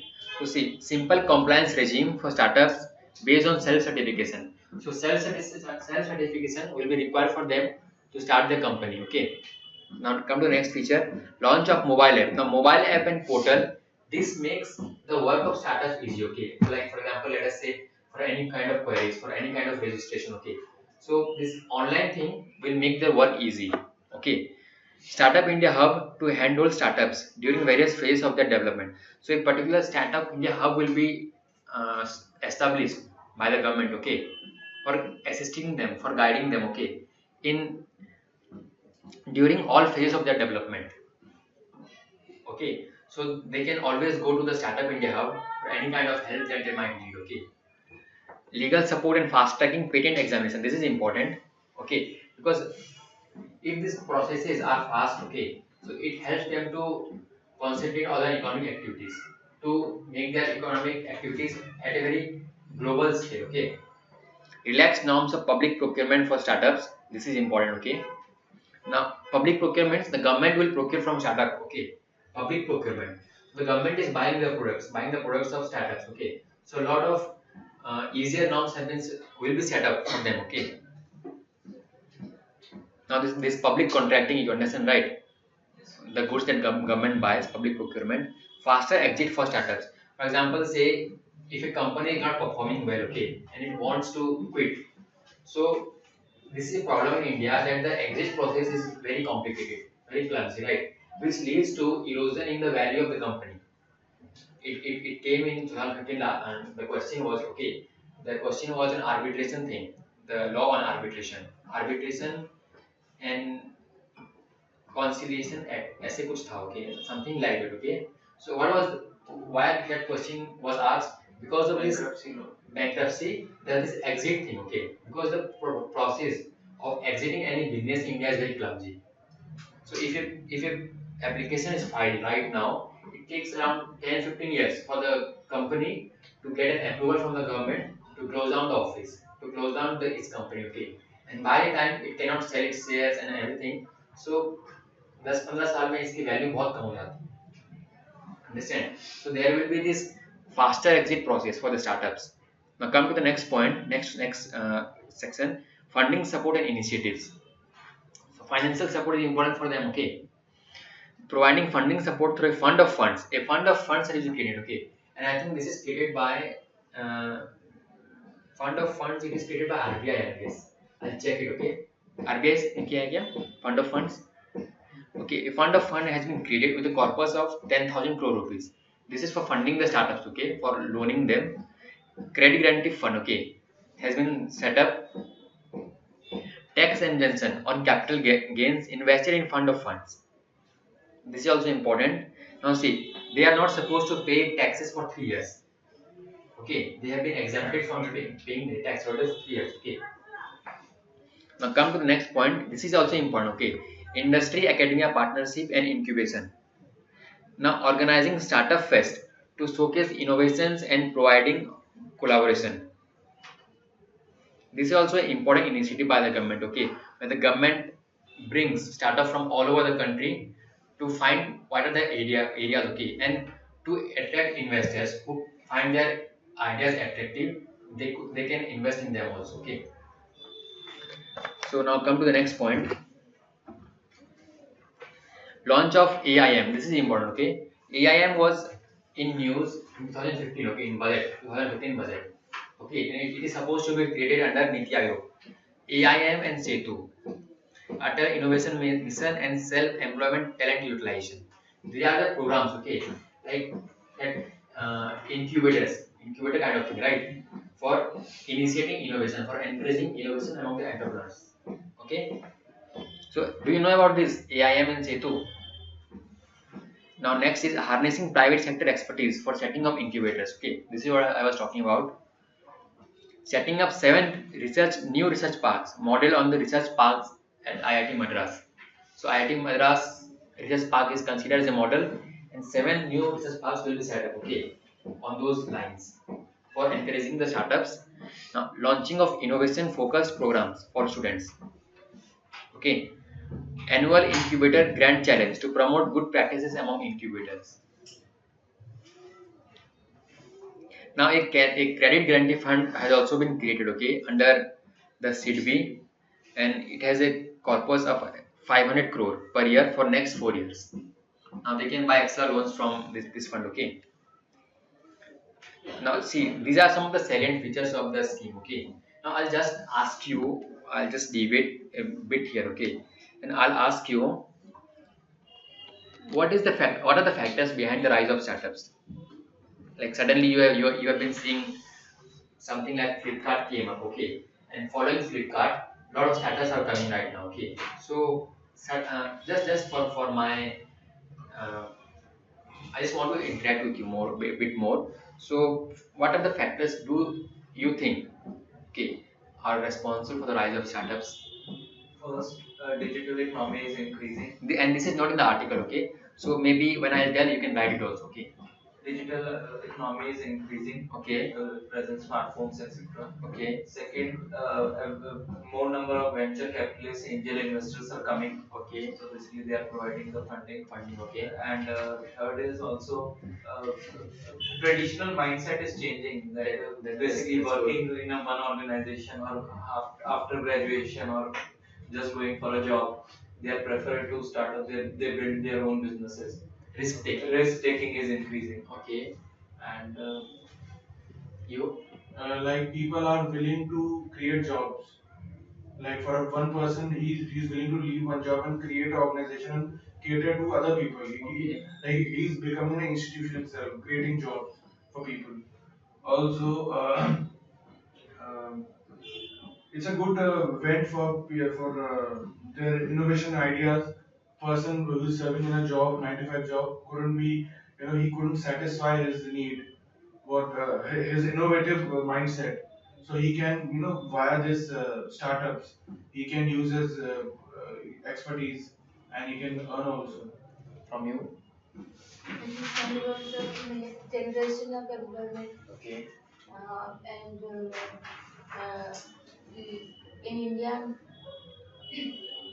many numbers of unskilled labor and skilled labor then we growing their skill to even the unskilled labor that they can get job in small industries.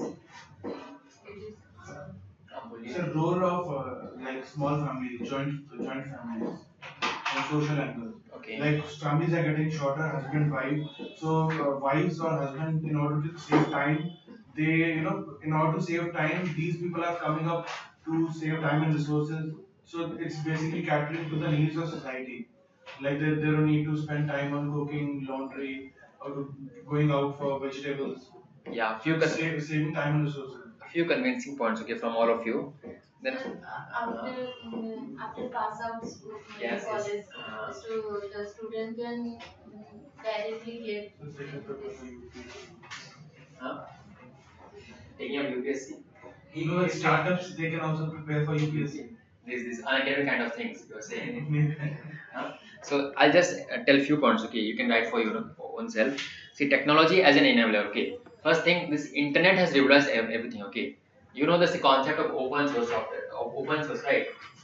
Open source, like you know the whole debate around net neutrality, right? So you can connect it there only. How internet has become powerful. How people are earning money through internet, right? So technology as an enabler. Okay, first point. The next point is risk-taking abilities. Now this can-do attitude. Okay, this attitude among people. Okay, especially the eligibility, the skilled one, that we can do it on our own self. Okay, this can do attitude is also a big push. Okay, now the next is social entrepreneurship. Okay, now this interest among youths to cater to the needs of the society. Okay, to address the social problems. This is also a change. Okay, because all if you see all entrepreneurs. Okay, if you see all startups are not money minded. Okay, now let us say for example you told about UPSC Unacademy. Okay, right? So you can quote many other examples also. All startups are not money minded. Okay, they want to address the problems of the society. But Okay, they earn money from YouTube. they earn money from YouTube. Okay, that is a different thing. But they are addressing certain problems of the society, right? We are not. I'm not talking only in terms of YouTube or any particular channel. Okay, talking in terms of the whole startup concept. Okay, the next point you can write is ease of communication. It has led to lesser cost being spent arranging for meetings. Okay, because of access to better technology. Now this cost is decreasing. Okay, and next thing you can write is improving financial system. Now see if the startups are getting themselves registered in stock exchanges also. Okay, right. This is a indication of the fact that they are doing well, because getting registered into stock exchange is not a small thing. Okay, now career options, like number of colleges and business schools have centers of innovations. Okay, like for example, let us say the IIMs. For example, let us say the IIM Ahmedabad. Now, if in those institutions, okay, this mindset of innovation is being bred, okay, is being encouraged. Obviously, this innovative mindset will be among the people who are graduating from those kinds of institutions. So media also. Yes, media also you can write. Okay. Certain films like they. Yeah, they media it can encourage. Okay, for example, let us say concept of social network. You can say so that can push people. Okay, as an inspiration. See this IIM kind of institutions, they are having centers of innovation, incubation, and entrepreneurship. Okay, and they are having this linkage with global institutions also. Okay, these exchange programs are going on, and a lot of initiatives have been taken by these institutions of higher excellence. So this also acts as boost for those who are studying there. Okay, And also government of India. government is also doing its bit. Okay, government is coming now, right, through Startup India scheme, right? But before Startup India also there were certain like programs which government ran. Government had, but the scale was less, right? Now we can write the next point, this vibrant ecosystem. Like many companies that can offer office space, furniture, etc. Like for setting office also now, you can easily get space in this sports market also. Okay. Now next point is no stigma about failures. Now this attitude among the entrepreneurs, okay, like yes, if you fail, we will try something else. They are not fearful of failures, right? Next, you can write international exposure also. For example, let us say Flipkart. So the founders of Flipkart were employees of Amazon, right? And if you see India's today's startup market, okay, many of those who are setting up their own startup ventures, they have an experience, okay, of working in many international companies already in the Silicon Valley, etc. Right? So this is also a factor why we are seeing large number of startups emerging in India. So like these are some of the factors which you should remember, or you should have an understanding as to why the large number of startups are coming in India. Okay. Now we can come up to this. Now see, 1 year has already passed. Okay, since the government launched the Startup India scheme, but not many startups supported by the government have come up. So we'll try to explore some of the reasons why it has not picked up. See, 12 months down the line, there has been very little forward movement. Only a handful of startups have bought into into the plan, while the government is still struggling to get the nuts and bolts in place. Okay, the government launched the 10,000 crore startup fund managed by the CDP, which was supposed to invest in venture capital funds, which in turn would invest in startups. Okay. Now the government set up this whole 10,000 crore corpus under the city. Okay. Now what is the problem here? Not a single rupee has been disbursed yet by like bank. Okay. The problem is not excessive paperwork or red tape. Like there's those bureaucratic red tapeism. Okay. So those corruption kind of thing is not the problem over here. Okay. What is the problem? The problem is that bank only puts in 15% of total corpus. Now, if a startup is needing 100 rupee, the bank is giving only 15 rupee initially, okay. While it is the venture capital that has to bring the remaining 85% to the table. This year, the venture capital have struggled to raise that kind of money. As a result, funding has almost halved. Now, see, the venture capital are not being able to raise money for the startups where they want to invest. Okay, if so, you can write here financial constraint. Here, the fund crunch. Okay. Now, if the money is not coming, obviously the encouragement to the startups will be less. Now, come to the next point. A second problem was that the government had initially mandated that venture capitalists could only use the money to fund early stage startups. Now, this is a restriction on the part of venture capitalists. Okay, see, is the money of the venture capitalists, okay, so they can spend anywhere they like, but the government had restricted them that you have to spend the money only in early stage startups. This severely restricted the investment options of venture capitalists, who then simply ignored the government's offer. Now, because of this, okay, the government had to modify the rule.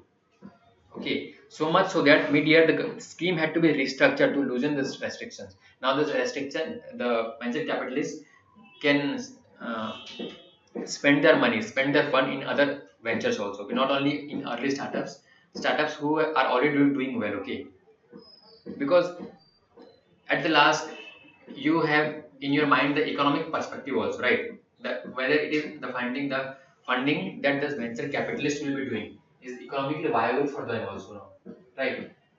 At the last stage they also want to make money, right? So is it viable or no? That also decides the factor.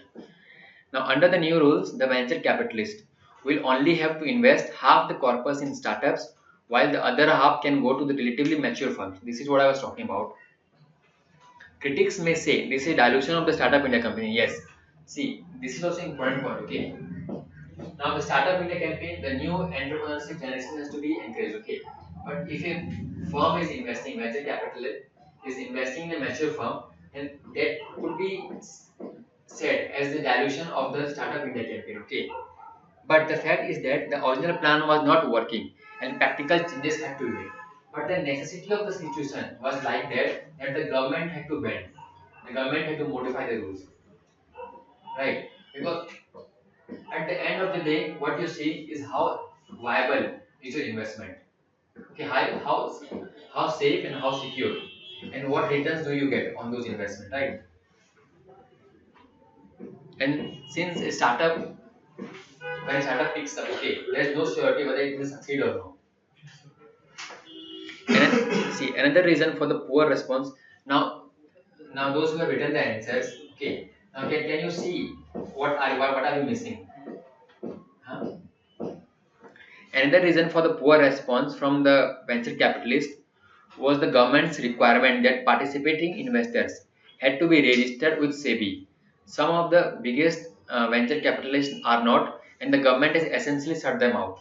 Now, see, registering with SEBI is also a complicated process. Okay, there are a lot of rules and regulations and guidelines to be followed if you want to get registered with SEBI. Okay, a lot of paperwork has to be done.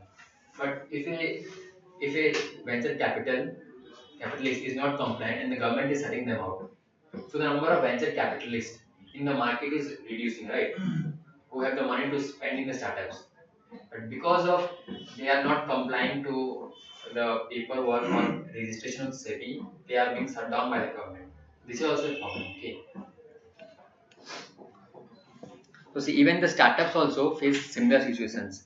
The government has so complicated access to the program that startups have not been able to get close. See, even the startups, okay, even for example, let us say a layman with a business idea, the accessibility to the government is not so good, okay, right? You cannot get to the higher corridors of power so easily, and for funding, you have to have good political contacts, right? But that is not happening in this case. The government received only about 1368 applications. Of these, only 502 were recognized as startups by the Department of Industrial Policy and Promotion (DIPP), and and s- even smaller subset that just that 111 firms incorporated after April 1, 2016 were considered for tax benefits. Finally, the benefits were granted to only 8 startups. So from this figure only, okay, from these statistics, you can see that the number of startups that are applying for their status, okay, for tax benefits, and those who are the final beneficiary of the scheme is very less. See, from more than 1,000, the government has only offered tax benefit to only 8. So you can, from these statistics only, what does this reflect? This reflects the clumsy process, okay, the process which is so slow. Now, if a government is promoting a scheme, it considers the scheme as a flagship scheme, okay, mission mode scheme, and if the processes is not fast, the results will definitely be much less than what you expect. Okay, and this creates a sense of dejection, okay, among the startup entrepreneurs. If the government is not coming out in full support, so obviously they will be having less and less interest in promoting their business ideas, in taking up these ventures. Okay. The other problem with the tax benefit specifically is that it assumes that startups will be profitable, and that too within the first 3 years. So see, we saw that. Do you remember that we saw in the salient features of startup the tax exemption only for the first 3 years? How can you say that the startup, okay, a new startup will be starting revenue earning from the fourth year? There's no surety, right? Okay, but this is the case. The government has only allowed this tax exemption only for 3 years. So there is this assumption within the government that the startup will be it will be a economically viable project from the fourth year, so that it could tax it, right? Yet only a small percent of the startups succeed at all. And this is the case. So are you understanding things? समझ आ रहा है? And even fewer startups turn profit so quickly, making the tax holiday a redundant soap. Now see, this has been pointed out repeatedly to the government, which in turn has responded by extending the tax holiday for 5 years. Now this has been extended. Okay, this 3-year window has been extended to 5 years. Okay. Now come to the next point. There is still no exemption in MAT, minimum alternative tax. Okay, so this is also a problem. Okay, do you know about minimum alternative tax, which appeared like in 2015? There was this committee, Adisa committee. Okay, Justice Adisa committee, and it came out with full recommendation on MAT. So this tax exemptions has still not been given to the startups. A lot of entrepreneurs and investors think that demonetization and lack of exit in startups by investors is leading to the gloom. Now this recent move of demonetization, okay. So when this demonetization came up, okay, so there was this sudden lack of money in the market for the startups also. So this also created a negative impact on the minds of the entrepreneurs, okay. After demonetization, the investors are afraid to exit their investment due to slump in IPO market. Now if the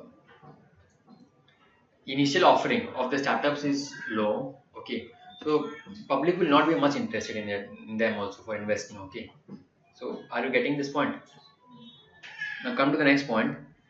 The scheme sets up an IMB, interministerial board, led by the DIPP, which validates the innovative nature of an enterprise, thereby qualifying it as startup.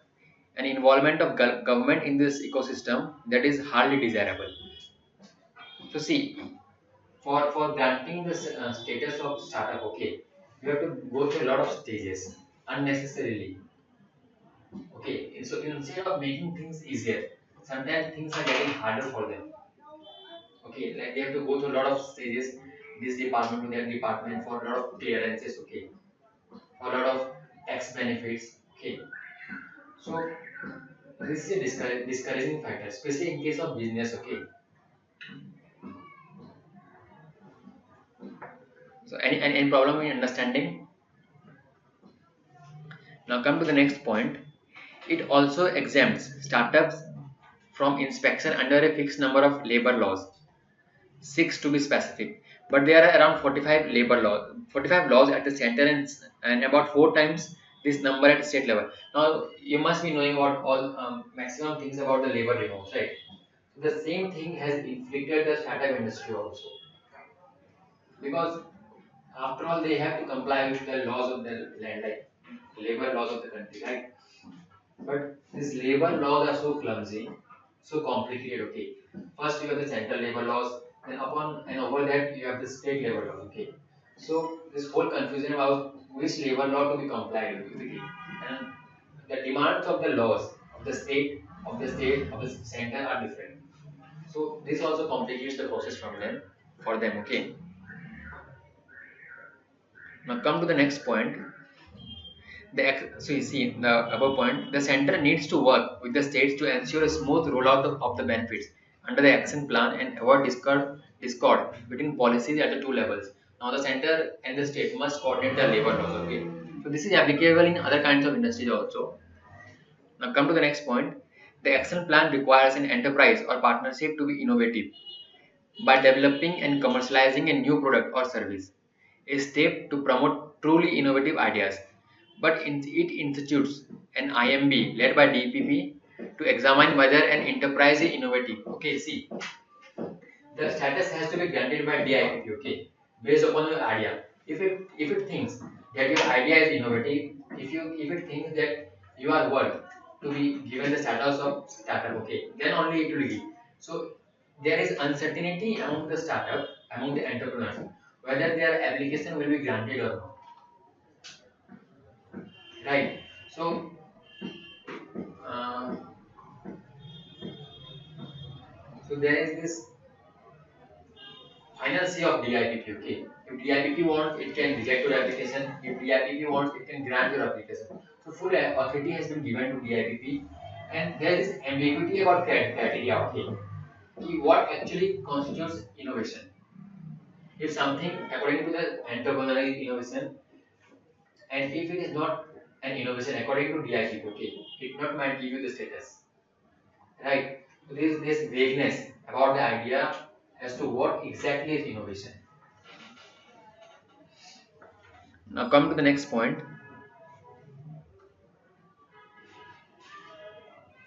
It also requires recommendation from an incubator set up by the government or be supported by an incubator in a postgraduate institution recognized by the government. So see, this need for certification from an incubator. Okay, so first maybe there could be this process that you need to get registered with the incubator, and it will give certification, and then only you can apply. So this also adds to a lot of clumsiness. You are already burdened with a lot of things, and this is yet another step, right? So these all features. Okay, see, if government is promoting something, okay, and is trying to make the work of startup entrepreneurs easy, and at the same time through a lot of processes, through a lot of complications, it is making their work more difficult, right? This need for validation and recommendation goes against the very steps the action plan takes to reduce government involvement. Now, at the one stage, the government says that less of government, more of governance. Okay. Now, at the other stage, there is this lot of clumsy things are going on. Okay. That is why the whole concept about ease of doing business, and the reasons why India is so less, so ranked so low in the rankings. Okay. This additional layer of bureaucracy could slow down the starting up process and needs to go. See, instead of providing an enabling business environment necessary not just for startups but for industries across the board, the government is applying a version of the infant industry logic. So see, startup, they are a different kind of ventures, right? They are they are kind of seed. You need to take proper care of them, okay? But the government, what the government is doing, the government is considering as it as a tree. Like it's a full grown tree, and we need to treat them like that, okay? So you know that the amount of attention at both stages of the growth are different. So if you treat a startup like like a blossoming industry, obviously things will be different for startups, right? This is what hampers the growth of startup. The government too is interfering with the market mechanisms necessary for steering the growth of startups. This is also important. Next, excessively high valuations and irrational funding are neither sustainable nor healthy. A move towards rationalization of the kind that we have started seeing of late is necessary. Government fund can only short circuit the process. Okay, so, so you got a fair idea about why the startups are not showing positive results, why there is not full blown growth of startups in the Indian market. समझ आया आपको Priyadarshini? Yes. Priyadarshini, right? Okay. Achin, you see a lot of policy aspects. Now this tax aspect also is there. Okay, and what more? Now this labor law aspect is also there.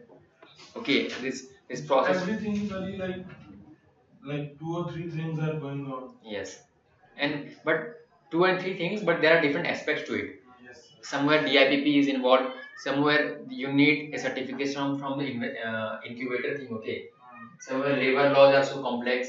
See, things are problems are present in the government machinery only, but different aspects are related to it. Okay, and this is why this whole idea is is getting less encouragement from the startup investors. Okay, even from the venture capitalists also. Right, the funding issue is also present over here. So certain points can be taken from this answer. If a question comes regarding a certain XYZ scheme was launched, and why is it? Yes, you can show it because see, government involvement in every scheme. Okay, somewhere it is negative also. If there is excessive involvement, and there is excessive involvement in most of the schemes. Okay, That's right. have you heard any scheme which is so like perfectly going on? बहुत मुश्किल है ऐसा example coat करना. Okay, right? So yes, these are the specific points related to this particular thing. Okay, startup.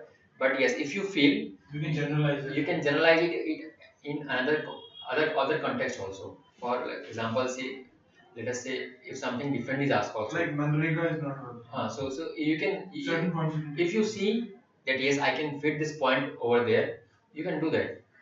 Okay. Now let us come to the next article. Next question. So nobody answered, right? The question was the FRBM Act. So you know about FRBM Act, right? So what is the FRBM Act? It replaced FEMA first. Foreign. No. That is fine.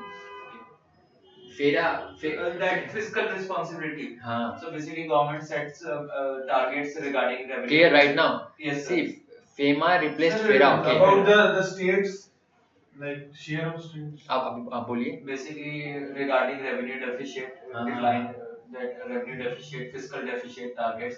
Basically, revenue deficit it wanted to curb at zero in the 3 next year period. Then the fiscal deficit 203. Let me tell you, this is important. Okay, from GS Tech, this is the basic act. Okay, if you do not remember, I'll ask you to go through its provisions once, and I will discuss it right now. Okay, because paper 3 budget is coming right now. Okay, February 1, right?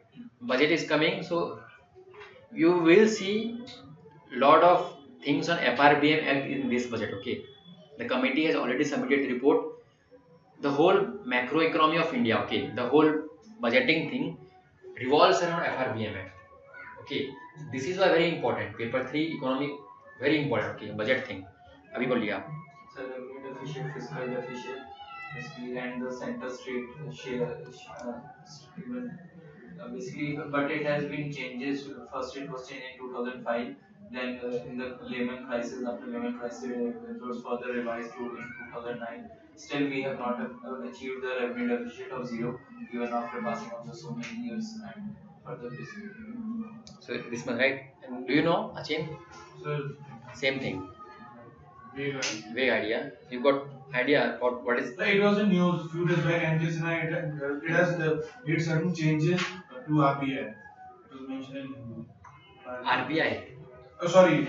FRBM. Yeah. So see, FRBM is Fiscal Responsibility and Budget Management Act. Okay, it was enacted in 2003 and came into force in 2004. Okay, so the UPA government notified it after it came into power. Okay, in 2004. Okay, from I guess from June 1. Okay, so let us not go into that. So see, first I'll discuss the article that appeared in the newspaper. Okay, then we'll see the whole thing about FRBM. Okay, I'll make you understand what is FRBM, what were the amendments that were made to FRBM, why it is important. Okay, so see, fiscal responsibility. Okay, so see this act. Okay, you know that the government many a times. Okay, the government exceeds its expenditures as compared to its revenue. Okay, so simple concept, अगर आपके expenditure ज़्यादा है और आपकी revenue कम है, okay, तो you will have a very less fiscal space, okay, to invest in other sectors of the economy which really needs, okay, which really needs investment, which are important for the growth of the economy. Okay, so there is this restriction in the government fiscal space. Okay, the government's fiscal space, the government's ability to expend more, okay, invest more, it gets constricted because of its revenue deficit and because of its excessive expenditure in areas which are not yielding any results for the government. Okay, which are not yielding any tax revenue for the government, right? So this act was brought mainly for enforcing financial or fiscal discipline upon the government of India. Okay, fiscal discipline, that you need to stick to a line where your expenditure and where your revenue which are generated is balanced. Okay, so that the deficit, okay, the loss is not so high and you have enough money at your hand, okay, to invest in sectors which are necessary for the growth of the economy. Getting so see, please understand this because this is really important. Okay, budget आ रहा है अभी, आपको FRB में act पूरे economic survey के अंदर बार बार दिखाई देगा, ठीक है, स्पेशली जहाँ पे मैक्रो इकोनॉमी की बात होगी ना, वहाँ आपको एफआरबी में एक्ट हर जगह दिखाई देगा, प्लस न्यूज़पेपर में भी आ गया है एनकेसिंग पैनल ने रिपोर्ट सबमिट कर दिया, न्यूज़पेपर में सबमिट पब्लिश नहीं हुआ न्यूज़पेपर में इसका, बट रिपोर्ट आ गया है. सो the government will be making changes, okay, according to the recommendations of enkesing panel, okay, in the whole FRBM Act. And if the government amends the FRBM Act, so that becomes much important for the mains exam, okay, any amendment to the FRBM Act, because there is this talk about creation of a new independent fiscal council for enforcing financial discipline upon the government, okay. Now last year also, if you read last year, if you paid attention to the newspaper around last year's budget discussion, okay, or budget presentation, where Jaitley said that no, we do not need to stick to a particular target for fiscal deficit. There should be a range so that the government has enough fiscal space to invest in revenue generating sectors of the economy, right? So in those contexts, we'll discuss this article. So I hope you are getting things right. So now let us come to the article. Enkesing panel submits report on FRBM Act. Okay. See, the government constituted the Enkesing panel to review the FRBM Act. Why review was needed? Will be coming to that. Okay. The constitution of the committee was announced in the budget of 2016-17. So see, 1 year has already been passed since the committee was constituted. Okay. The act was passed in 2003 and came into force in 2004. The context of the committee. Now we are discussing about the committee, okay? We'll be coming to FRBM Act little later. The context of the committee was that India's FRBM for the center and the states had fixed rigid targets for the fiscal deficit that were to be achieved and sustained over the medium term, okay? This was done in the context of high debt to GDP levels. So see, in terms of GDP, okay, Indian government was incurring a lot of debt, okay, and the idea was once discipline is enforced, this ratio would fall, okay. Many countries have a system of flexibility in fiscal targets such that in a slowdown it can borrow more than the average provided it borrows less than the average during expansionary phase, okay. Next point, the committee was also mandated to examine the feasibility of having a fiscal deficit range rather than a fiscal fixed number as a percentage of GDP, as is the case now. Now see, what is happening right now, the government of India targets a particular percentage, okay, that we have to achieve this percentage of fiscal deficit by this particular year, okay. But many times, or let us say most of the times, okay, it is not possible, because sometimes the revenue are low, sometimes the expenditure are so high that the revenue cannot compensate for that, okay. So what it does, because the government has a limited borrowing window, okay, it cannot borrow as much as it wants, the deficit financing, okay, you know about that deficit financing. So it cannot borrow as much as it wants, okay. So through the constitution, okay, and through this parliamentary legislation act, a particular target has been imposed on the government to enforce financial discipline. Because see, why financial discipline enforcement is necessary? Because see, if the government is incurring a lot of deficit, okay, so it has to buy more, it has to take out more from the economy, okay, which ultimately hampers the economy. And if there is a lot of investment in sectors which are not yielding much for the government, so that is called like a loss for the government, okay, right. Plus moreover, it leads to other kind of macroeconomic instability in the economy, which we will be discussing, okay. So the second last point is like this flexibility and slowdown you can borrow from other more than the average provided. What is like this average? So see, okay, we are see in many countries, okay, in India we have a fixed target, right? Let us say 3%, 3.5% we have to achieve by this year, right?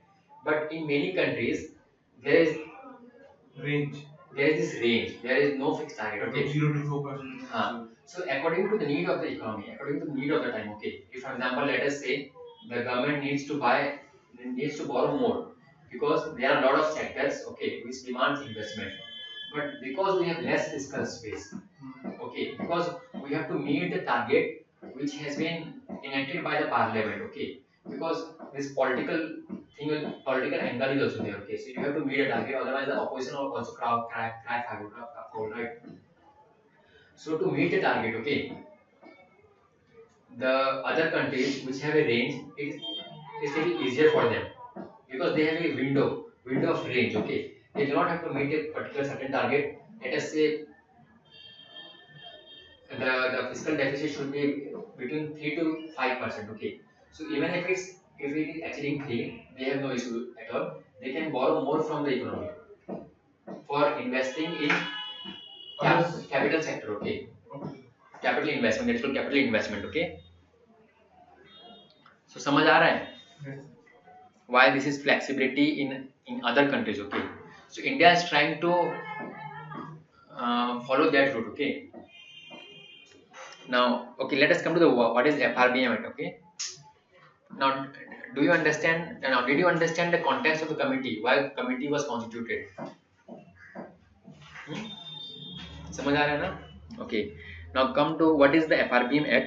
Under the FRBM Act, both the center and the states were supposed to wipe out revenue deficit and cut fiscal deficit to 3% of GDP by 2008 and 9. Okay, thus bringing much needed fiscal discipline. So this was a target. So this medium term, this is basically short term, medium term, and long term. So we have a target for certain years, like in the next 5 years, India is going to achieve this. Okay, so this is how things are calculated. This is how things are put by the finance ministry. Okay, so see, by 2008-9 we had to wipe out revenue deficit. Okay, and as you said, the revenue deficit is still going on, right? We have not been able to wipe out completely, right? Under the FRBM Act 2003, I think this point has been printed twice. Okay, come to the third point. However, due to 2007 international financial crisis, the deadlines for the implementation of the target in the act was initially postponed and subsequently suspended in 2009. So this is a deviation. Okay, this is a deviation from the act. See what happened after the slowdown of the economy. Okay, in 2007-9, when this global financial crisis took place. Okay, the government adopted expansionary policy. Okay, it because a lot of jobs had to be created. Okay, the economy had to be taken on a upward scale.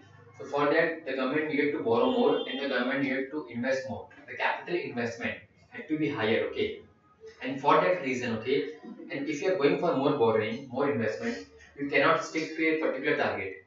And that was the demand of the time because this recession thing was going on in the whole global economy, right? So to tackle that, the government adopted expansionary fiscal policies. There is something called expansionary, there is something called contractionary. Okay, contractionary where you reduce the investment, expansionary where you go for more investment. Right, same in case of RBI interest rate, how RBI decides. Okay, so this is why it was suspended in 2009. In the past few years, the act has largely been neglected because if you see the targets that were initially mentioned in the act, okay, we have not been able to achieve all those targets. Okay, because of the needs of the Indian economy. Because Indian economy right now needs to grow because we have a large pool of unemployed people. Okay, who needs to be given job. So for giving job, we need to have investments, right? We need to build industries, we need to build infrastructure, and for those sectors, the government needs investment. Okay, and for that, the government has to borrow. There is no other way. So see, in 2011, 10-11, the government further gave a blow to this act by including the concept of effective revenue deficit in the budget document. So in 2010-11, ERD was introduced, effective revenue deficit. Okay. So can you tell me what is effective revenue deficit? This is important for prelims. ERD. So you know, okay, we'll discuss this. Okay, this budget thing, how budget is made, what are the kinds of deficit, fiscal deficit, revenue deficit, and other all such terminologies. Okay, when the budget comes up, maybe I can take that, or Nitin sir may also take that. Okay. In Sriram notes, I remember I studied it. Studied. In Sriram notes. Okay, what is ERD, effective revenue deficit? See, effective revenue deficit is the revenue deficit minus grants given for capital creation. Okay, so for example, let us say we have a revenue deficit of 100 rupee. Okay, see, revenue deficit is the worst kind of deficit. Okay, because the government does not get anything from there. Okay, so see, let us say revenue deficit is 100 rupees. Okay, and that is a full waste, right? But out of that 100 rupees, if we have included 20 rupees, which is given for, let us say, constructing a road, okay, the road will have a lot of positive spillover effects, right? For example, let us say the government has constructed a school. School से बहुत सारे positive effects आएंगे, तो उससे क्या होगा, what will happen in calculating the effective revenue deficit. Okay, so we deduct that 20 rupees from revenue deficit. Okay, because that 20 rupee has gone for something which will yield something for the government. Let us say the government constructed a bridge. So that bridge has made a lot of things easier, right? It is making the to and fro of vehicles carrying goods easier. So we have positive effects. Okay, right? And that bridge also provided employment to the people. Okay, those who were involved in the construction of that bridge. So this is how you calculate ERT. Okay, so got it? So it's revenue deficit minus Grant given for generation of capital assets.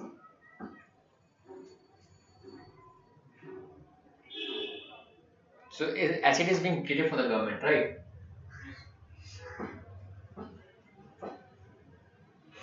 Now come to see. Now this FRBM what was enacted in 2003, okay, but a lot of amendments have been done, okay, because the target was not possible for the government of India to stick to or self to achieve, okay. So we'll see the amendments. See, in 2012-13, the center's commitment to eliminate the center dumped the act. No, the amendment dumped the center's commitment to eliminate the revenue deficit. Okay, so this whole idea of achieving the revenue deficit was like relinquished. Okay, instead it brought in a new commitment of eliminating the effective revenue deficit. So see, now from revenue deficit we started considering to eliminate ERD, effective revenue deficit. Okay, so that the grants which were given for creation of capital assets, they are brought in. We do not tinker with that. We will try to reduce the effective revenue deficit. Okay.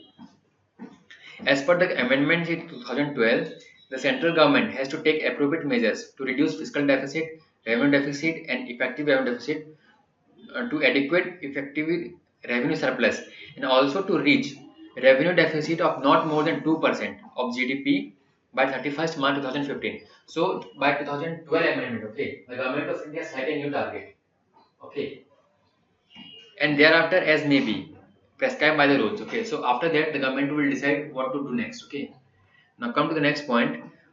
Now see this Finance Act. Okay, by the amendment, by the Finance Act 2015. Okay, the target dates for achieving the prescribed rates of effective deficit and fiscal deficit were further extended. So see what is happening is there is continuous extension of the targets. Okay, that were initially set up in the act. Are you getting it? So what is happening? See, the government is not able to stick to the initial plans, okay, because of the needs of the economy, maybe because of certain failures of it, okay, because it could not reduce the effective revenue deficit, it could not reduce the revenue deficit also, okay. So I'll suggest, okay, to you, read the macroeconomic book 12th class NCRT properly. Highly important from prelims. Okay, all the concepts you need to understand properly, because many people they get confused in this budget chapter. What is ERD? What is revenue deficit? What is fiscal deficit? Okay, and capital investment, non-plan expenditure, plan expenditure. They ask you in exam. They will give you a list of 4 items. They'll ask you which among the following is a non-plan expenditure. Okay, or which of the following is a plan expenditure, capital investment, capital expenditure. So this thing is given in NCRT. Yes. Macroeconomic 12th standard. Okay. There's a whole list of things that have been given over there. Macroeconomic 12th standard किताब उसमें दिया हुआ है सब कुछ. You haven't gone through. See, for prelims, okay, for understanding the concepts, multiple reading is required. Okay, small book, इतना पतला book है, 5 chapters or 6 chapters. It will hardly take 2 to 3 hours of your concentrated understanding. Okay, hardly take 2 to 3 hours, and you can solve 3 or 4 questions easily in the exam. And by reading that, you can solve 2014, 15, or 16 also. You can try solving. Sir, other market books, they are not relevant. No, I'm not saying other market books are not relevant. Okay. Like NCRT, it's good. It's good. Okay. You can refer whatever you are referring, but NCRT खत्म करो ना उसको, बहुत पतली किताब है, and that is recommended. Even in market also that is recommended. Okay.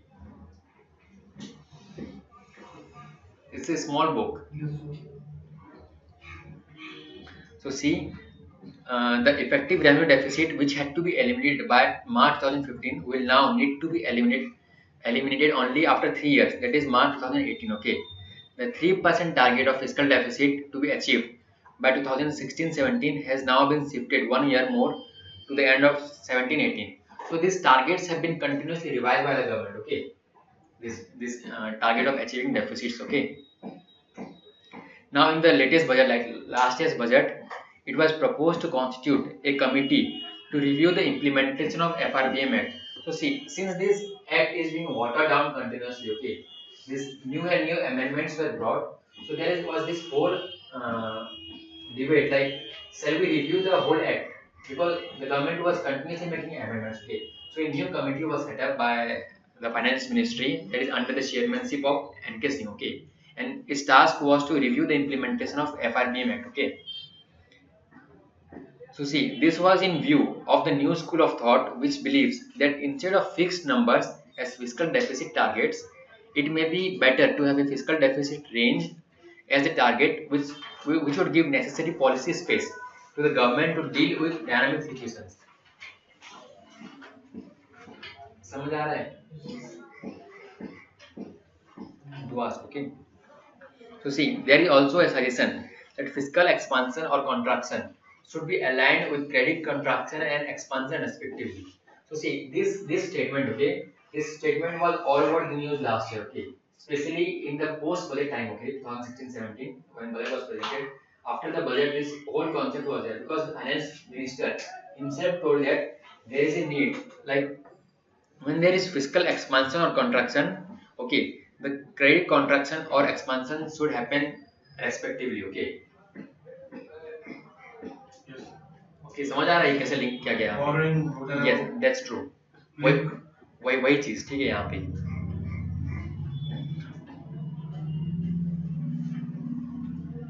So see, if the private sector is not coming forward, okay, अगर आप if the economy is going through hard times and the private sector is not investing much because of certain issues like NPA or their balance sheet are stressed, okay. So obviously the public investment has to come, and it can only come when the interest rates are low, right?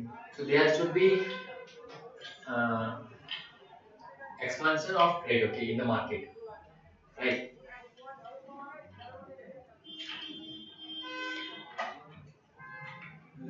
Economics have to talk about fiscal prudence. Fiscal prudence, fiscal discipline, okay. Fiscal consolidation. These are all similar terms related to similar concept only, okay. You can represent it in different ways. You can use it, okay. Now come to the next section. Why there is a need to review the law? See, the Act has already seen multiple amendments, right? Since its original enactment in 2003, and now what we see is a watered down version, okay. Certain provisions of the Act needs to be reviewed, especially the one which limits the fiscal deficit to 3%, okay, because you never know what will happen in the economy, okay. So you cannot bind the hands of the government with a fixed target of 3%, which reduces the fiscal space of the government, okay. The room for more investment gets reduced, okay. This provision, economists say, limits the fiscal space of the government and hampers growth, okay. Many times growth is required because India is a growing economy, okay, and a lot of jobs needs to be created, a lot of infrastructure facilities needs to come up, okay, and that cannot happen without investment. And if the government is not exceeding its borrowing, okay, if the government is restricting its investment, and if the private investment is not coming forward, obviously you won't see much growth in the economy. समझ आ रहा है?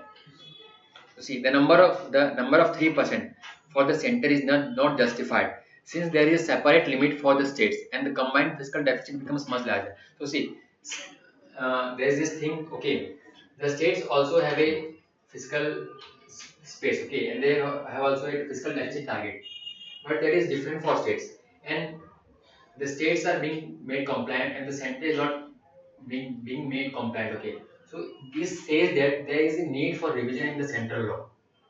Okay, because center also needs to be made compliant, and can it really be made compliant in the current context? If not, then we must review the act. Okay, because there is a need for granting the center. Okay, the limit to allow the limit to to allow the limit to borrow more money from the market. Okay, so that it can invest. Even the 14th Finance Commission. Okay, if you read last year, even the 14th Finance Commission increase share of state, that is a different thing. Okay, it also talked about a strong mechanism to ensure compliance to fiscal targets. Okay, and suggested the formation of an independent fiscal council.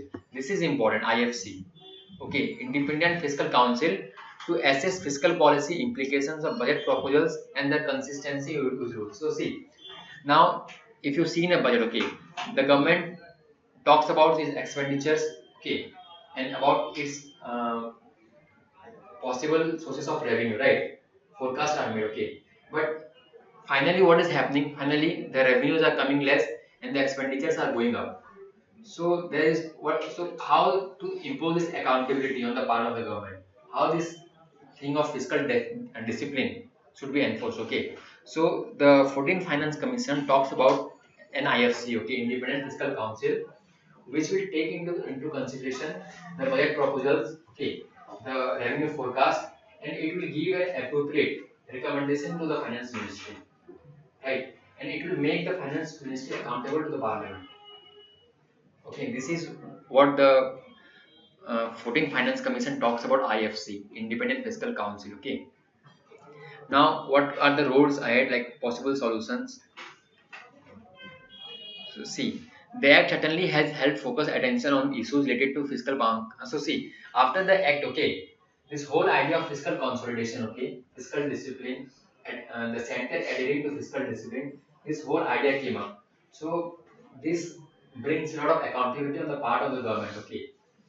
The responsibility is generated so that the center adheres to the targets, okay. But with regard to larger objectives of ensuring macroeconomic stability, the record has been less ideal, okay. Next come, see, both CPI and the debt servicing cost for the governments were at different points in the post FRBM era at divergence with the performance of fiscal deficit, raising questions about overemphasis on a cast in stone target number, right? So the center could not meet the target, okay, because of certain things like inflation, because of certain things like the demand of the economy for investing more, okay. So you cannot have a watertight compartment where you say that the government has to meet this target. Understanding? The question is this: has the law allowed the government to use all fiscal tools to spur growth without escalating inflation or reducing significantly spending on crucial socio-economic development programs? If not, the government must review the FRBM Act. So see, there is this need, okay, for the government to invest in socio-economic program, right? For the poor, for the disabled, for the old age, for children, for women, etc. Okay, out of which the government usually finally gets no return. Okay, but that spending also cannot be curtailed by the government, right? That is also necessary. Now we have to stick. The government has to stick on the inflation thing also, right? But at the same time, what is required is growth. So how do we manage all these three perspectives? Okay. So if all these three are important, right? So if all these three are not being balanced, obviously there is a need to review the act because the act is constricting or restricting the space of the government. Okay. Now finally conclusion. See, the adoption of newer version of FRBM framework will enhance the efficacy of India's fiscal policy. Now we have to see how if the act undergoes any amendment, okay, and in future only, like let us say next month only, we'll be having a broad discussion on what is going to happen. Okay. Okay. Now come to the next article. So समझ में आया चीजें आपको clear हुई FRBM में क्यों important है? Okay. Concepts like fiscal deficit, revenue deficit, primary deficit, effective revenue deficit. Okay, these are important in the context of prelims. Okay. So in PT, what kind of question can be framed, like with respect to this FRBM Act? FRBM Act. Like the provisions. They may ask you provisions. Okay. Okay. Let's say for 3-4 statements. Which of the following क्या है, ठीक है? And more than provisions, I think is the amendment which is more important. Okay. So for amendment, okay, I have given the source. You see the last source. Do you know about this source? Arthopedia. So in Arthopedia page में concepts है, ठीक है? So I suggest you can check from there. Clear understanding, you will get clear understanding how FRBMA has went through all these years. Okay. So these changes would come into the public domain in maybe 1 month or so. Which changes? What NK he has submitted. He has submitted the report. Okay. Right. The contents of the report would come into the public. See, it came in newspaper 4-5 days back. Okay. I think. But changes haven't been disclosed. See, it is a report. Okay. On the review of FRBM Act, right? But he has submitted some changes. He has submitted changes. Okay. I have not read in any newspaper till now. These are the changes that have been made. Okay. This particular panel is suggesting, and finally, if the government agrees, it will bring all those changes into the act. Right. So we will see. Probably it will come after budget only. Okay. Right. Maybe budget will have some of its. Maybe yes. As always. Okay. If budget comes, then there will be talk about FRBM Act. Okay. And since the government has the intention to review it, that is why only it has set up the committee 1 year back. Okay. Right. So we will see in the coming days. You will get to know. Now come to the next article. I think this is the final article. Okay. One more. This is the last article, right? No, model agriculture. Okay.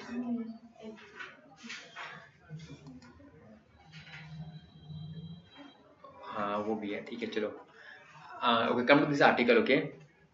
Now let us come to the model agriculture law. See, I have given you that model agriculture land leasing law. Okay.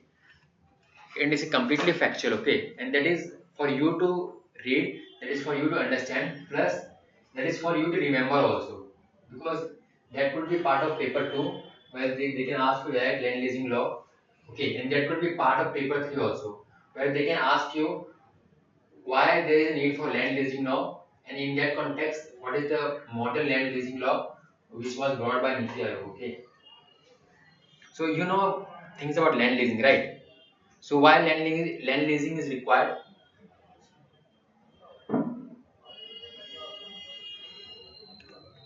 I'll just discuss this land leasing thing. Why land leasing is required?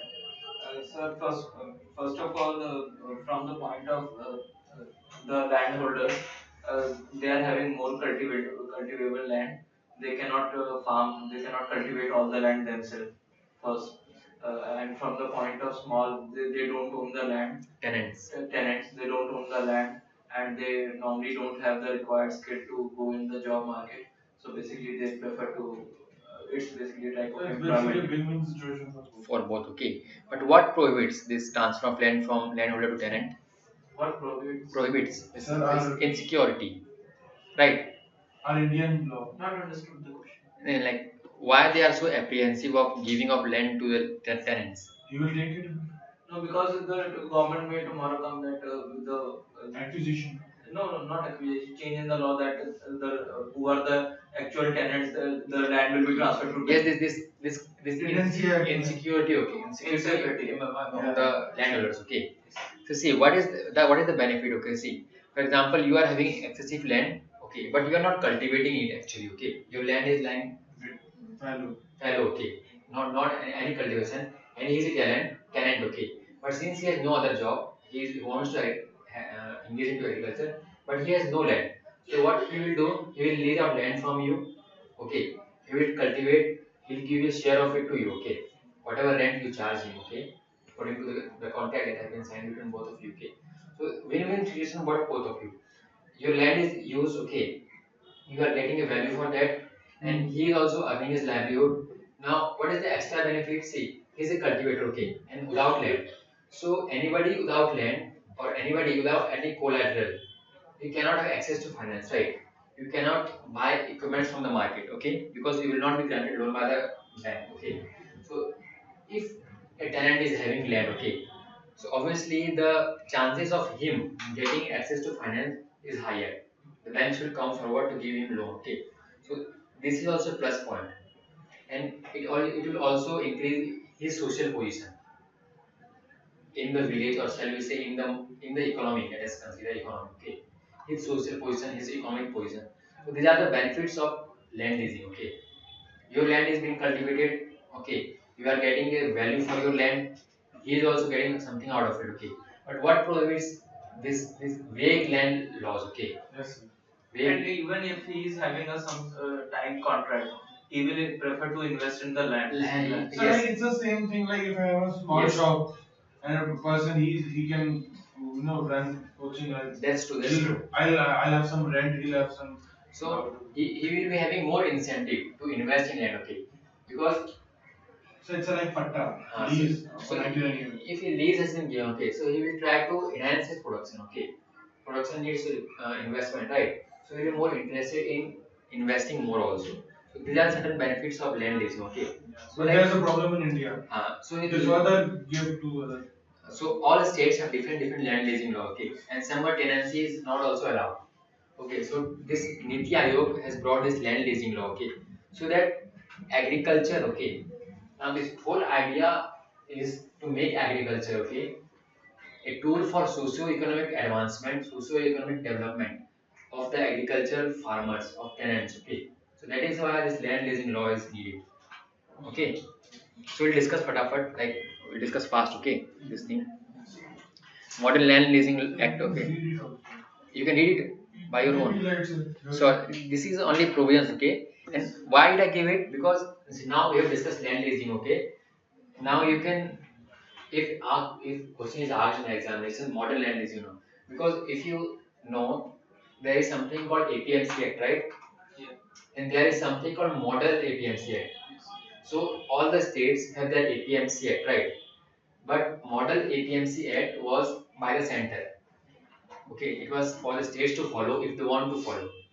Okay, for uniformly throughout the country. But the states have to, the states may follow if they want. Okay, so in that context, like from that angle, I thought this question is also important. So what is model this APMC? APMC is model APMC. Model and APMC was the center. Okay, I'll suggest you Google it. Either Google it. Agriculture market.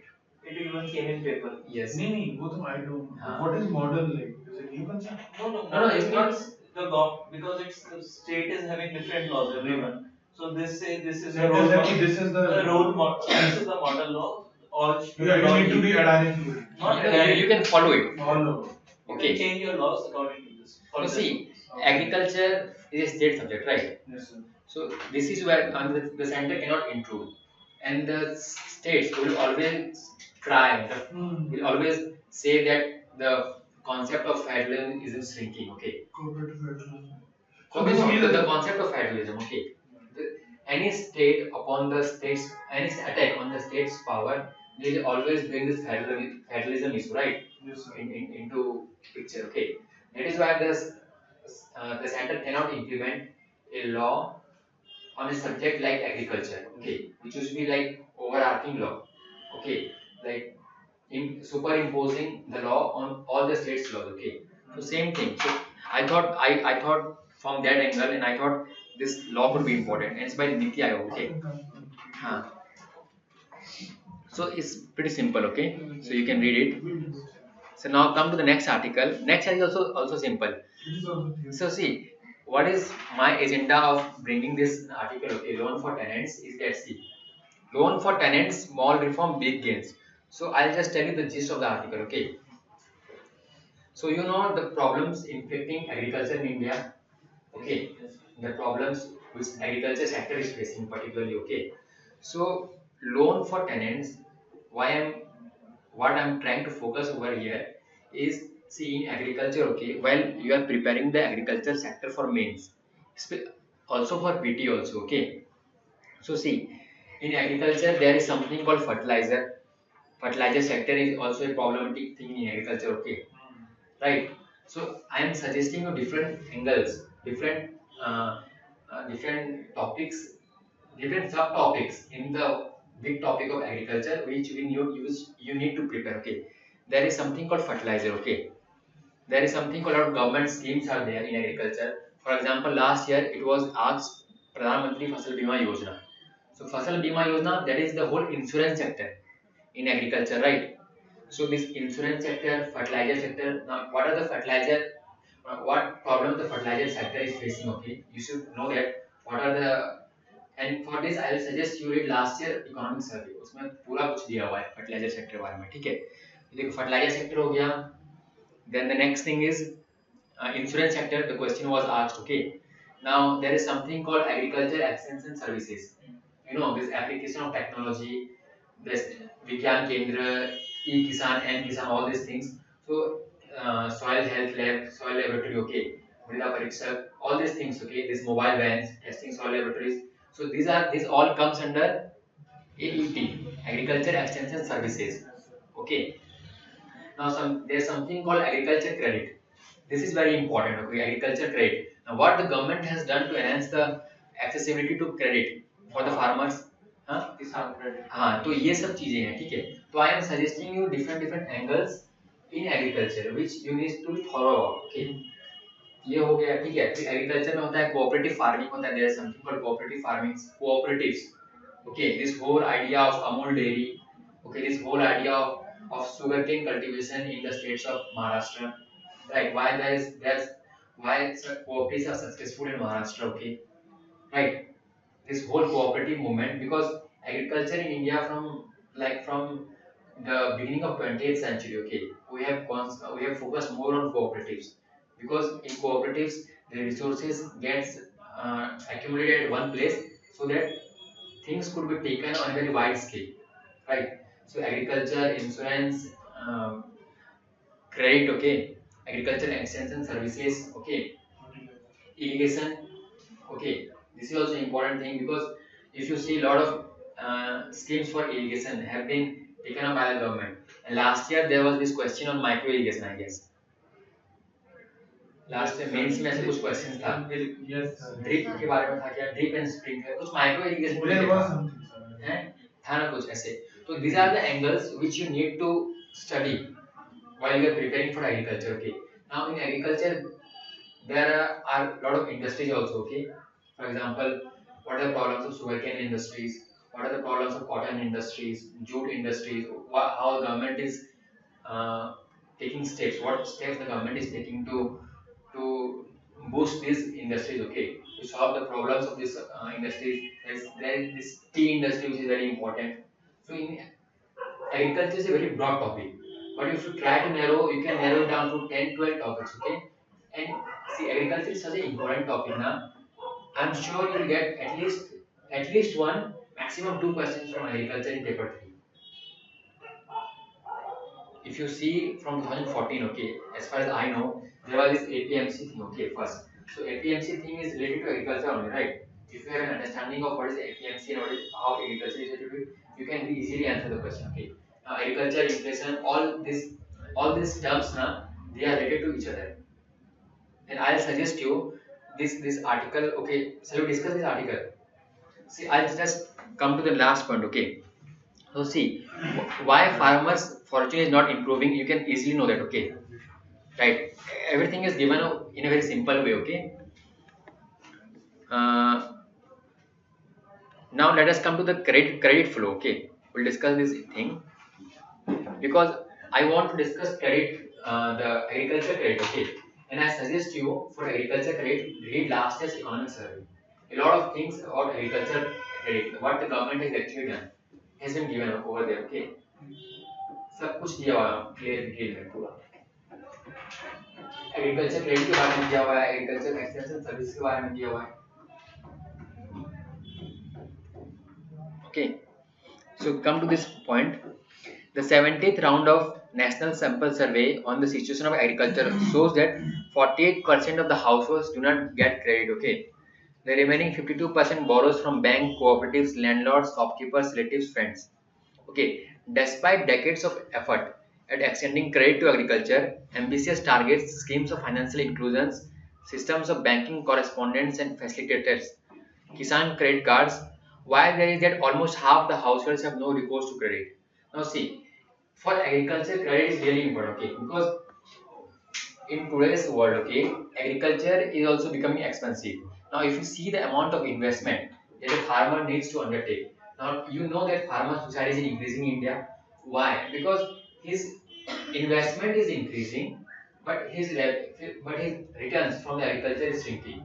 And whatever his production is, the market value is not getting, okay. So obviously, at the end of the season, okay, after the final sale of his produce, what he is getting is a lot of debt, and that is why farmer suicide is on the increase. Okay, so this is where we need to promote more. We need to give more credit to the agriculture. Okay, to the agricultural farmer. Sorry. Now, why credit is essential to agriculture? The economic activity in agriculture is peculiar because it requires upfront investment in seeds, irrigation, fertilizer, pesticides, and the income is received only after 3-4 months. So, see, I'll just deviate here. I told you about agriculture, right? So, in fertilizer, I told you fertilizer. So, there is something called neem coated urea, right? And it was asked last year. Yes, sir. So, this is how you need to prepare. So, there are certain things which could be asked in. There are certain schemes. Now, if a new technology has come up in agriculture and the government is promoting it, okay, it can ask its feature. Now, the government did the whole thing about neem for urea, right? And it appeared in the prelims. So, do not skip anything, I suggest. Okay. Now, see, but further there is another peculiarity that if there is a bumper crop, then prices crash. Obviously, see, if there is overproduction, okay, this is what happens in especially in case of sugarcane, okay. Now, farmers will cultivate more, there will be excessive production, okay. And if the economy cannot absorb it, the prices will go down. Okay, when this prices will go down, then there will be less production because the hopes of the farmer will be less. Okay, when there is less production, the prices will go up. Again, the farmer will produce more, the prices will crash. So this is the cyclicality. Okay, then the prices crash, which has an adverse impact on the net income of the farming household. There are other attendant risks such as weather, pests, monsoon failure. Right. So even after investing so much, if the farmer is not getting proper results, so what he ultimately does, he commits suicide in India, especially in case of India. Okay. One particular aspect that needs attention is the phenomenon of absentee landlords and tenancy farming. Leasing of farmland is quite common, even though completely informal in most parts. So see, this tenancy farming is also increasing in India. Okay, but since we do not have a proper law for that, okay, which increases the problems on the tenants ultimately. The tenant farmers have no legal status, and see, if the tenant farmer is having no land, okay, or if this tenancy law, this land leasing law is not there, so his access to credit it reduces, and if there is no credit, his investment will not be there. Okay. See, for example, in Andhra Pradesh, this data has been given. Okay, so how do this farmer access credit? So see, Andhra Pradesh, okay, in 2011 brought a new thing, okay, new law, which you can quote in your exam also. Yes, this is a law which is working in the state of Andhra Pradesh, and other states need to adopt it, okay. Like the Land Licensed Cultivators Act, which empowers tenants with annual loan eligibility cards. Okay, so it is an effort in the direction of making them accessible to finance. Okay, the name of the tenant is penciled on the land record on the basis of which he can avail of a bank or cooperative loan. Understanding? So it's just an initiative. Okay, you can enhance your answer by quoting this example, and this needs to be implemented on a wide India-wide scale. At least it needs to be tried. Okay, this need not cause any alarm in the landowning class. So see, this also is catering to the interest of the landowners. Okay, because agriculture in an entrepreneurial and short-term business, leave this and come to the next. The experience of states like Andhra Pradesh is encouraging, and some other states are already experimenting with this tenancy empowerment. Okay, so the my agenda was to make you aware, okay, about the issue of agriculture credit. Okay, समझ आया? So in agriculture, okay, very important. So these are some of the areas in which you should at least prepare well. You can see the questions also past years have they come. Now अभी economic survey आएगा. I think on 31st, right? Yes, sir. 31st. Yes, sir. So you'll get it on the 31st only. Okay, by evening you'll have an uploaded copy over the internet, right? The official website of economic survey. So you can read over there. And always economic survey has always been an important document for UPSC aspirants, right? So agriculture section why दोनों volume में एक chapter dedicated होता है agriculture के लिए, ठीक है? तो you will get each and every details there. Now what is the status? So you will like help us in economic survey? Yes, economic survey will be discussed, right? Either me or Nitin sir. Nitin sir is also good at discussing economic survey, and even class I'll be wherever relevant I will discuss it. No issues, okay? But yes, Nitin sir is also good at discussing economic survey. So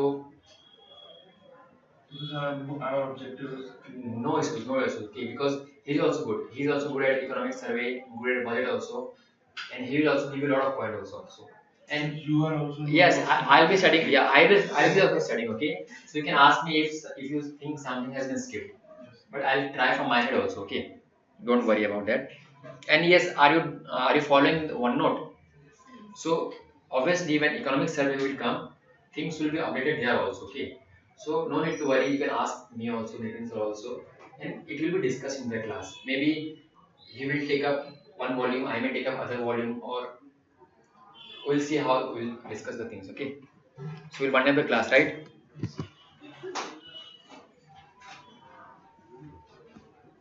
So you understood, right? Whatever we discussed, especially globalization things, much comfortable I guess right now in connecting things. Perspective is the problem. Clear हो गया ना सारी चीजें? वो important होता है. Like do not, if a question is open ended, okay, if it is not specific to India, you should not limit yourself to India. I would suggest, if I am writing the answer, I will try to see what is happening at a global stage. And even if I am writing at a global stage, my arguments, my examples should be relevant to the answer question. Okay, ऐसा नहीं कि आपने कुछ भी कुछ लिख दिया exam तो मार्क्स नहीं मिलेंगे आपको. But whatever examples I gave you, you are convinced, right, with how I connected those things with deficit in public trust and the results of globalization. So this is how you are supposed to do it. Because all questions cannot be factual, all questions cannot be analytical, okay?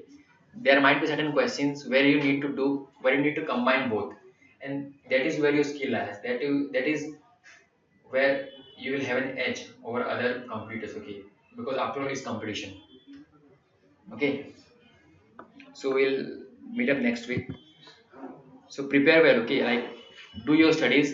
I'll suggest this 5 week like this. At least you have got 5 weeks, okay? For 5 days, okay? From tomorrow, okay? So newspaper you are going through, current affairs you are going through. Go through our editorial also, okay? And keep reading your static part also. Wherever you feel you need to revise again, if some article has come up in the Hindu, okay, about related to polity, see what is related to that specific article in the static part. Okay, कुछ आ गया presidency के बारे में या फिर कुछ ऐसा कुछ केस आ गया, ओके, तो जस्ट गो एंड सी कि भाई इससे पिछला केस क्या था, ठीक है? तो if you go through this process, things will be much easier, and your revision time will be shorter and shorter, okay? It will make your work easier when exam is approaching fast and it's like 1 week or 2 week is left for the exam. Understanding? This is how you should pursue it. Thank you. Okay, so that's all for today's class. If you like this video, you hit like and subscribe to our channel as well.